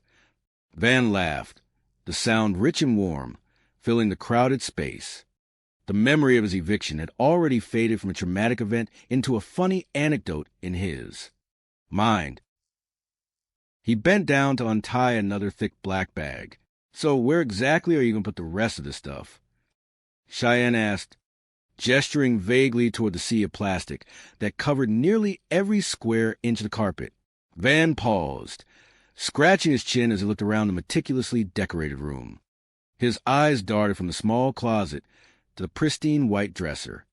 "Well, I am going to put my clothes in the wardrobe, or maybe the dresser, or, right here on the floor. The floor is a very solid option." He dropped a handful of folded denim jeans onto the carpet with a satisfying thud. Cheyenne stared at the growing pile of laundry, taking a slow, deep breath to steady her rising anxiety. "I hope one of those trash bags has a maid hidden inside it," she murmured quietly to herself. Just then, the bedroom door creaked open, and Reba walked into the room. Reba was a woman of undeniable strength, the matriarch who held her family together with detailed schedules, endless patience, and an iron will masked by warm, southern charm. She carried a woven basket full of freshly folded laundry, her sharp eyes immediately scanning the absolute disaster zone before her. Mrs. Hart then greeted her enthusiastically, throwing his arms wide as if welcoming her to his newly conquered kingdom. "I am giving the room a touch of Anne." Reba leaned against the doorframe, her gaze sweeping over the scattered football cleats, the mismatched clothing, and the towering trash bags. "It is not exactly a gentle touch, is it?" she noted, her tone dry but laced with an undeniable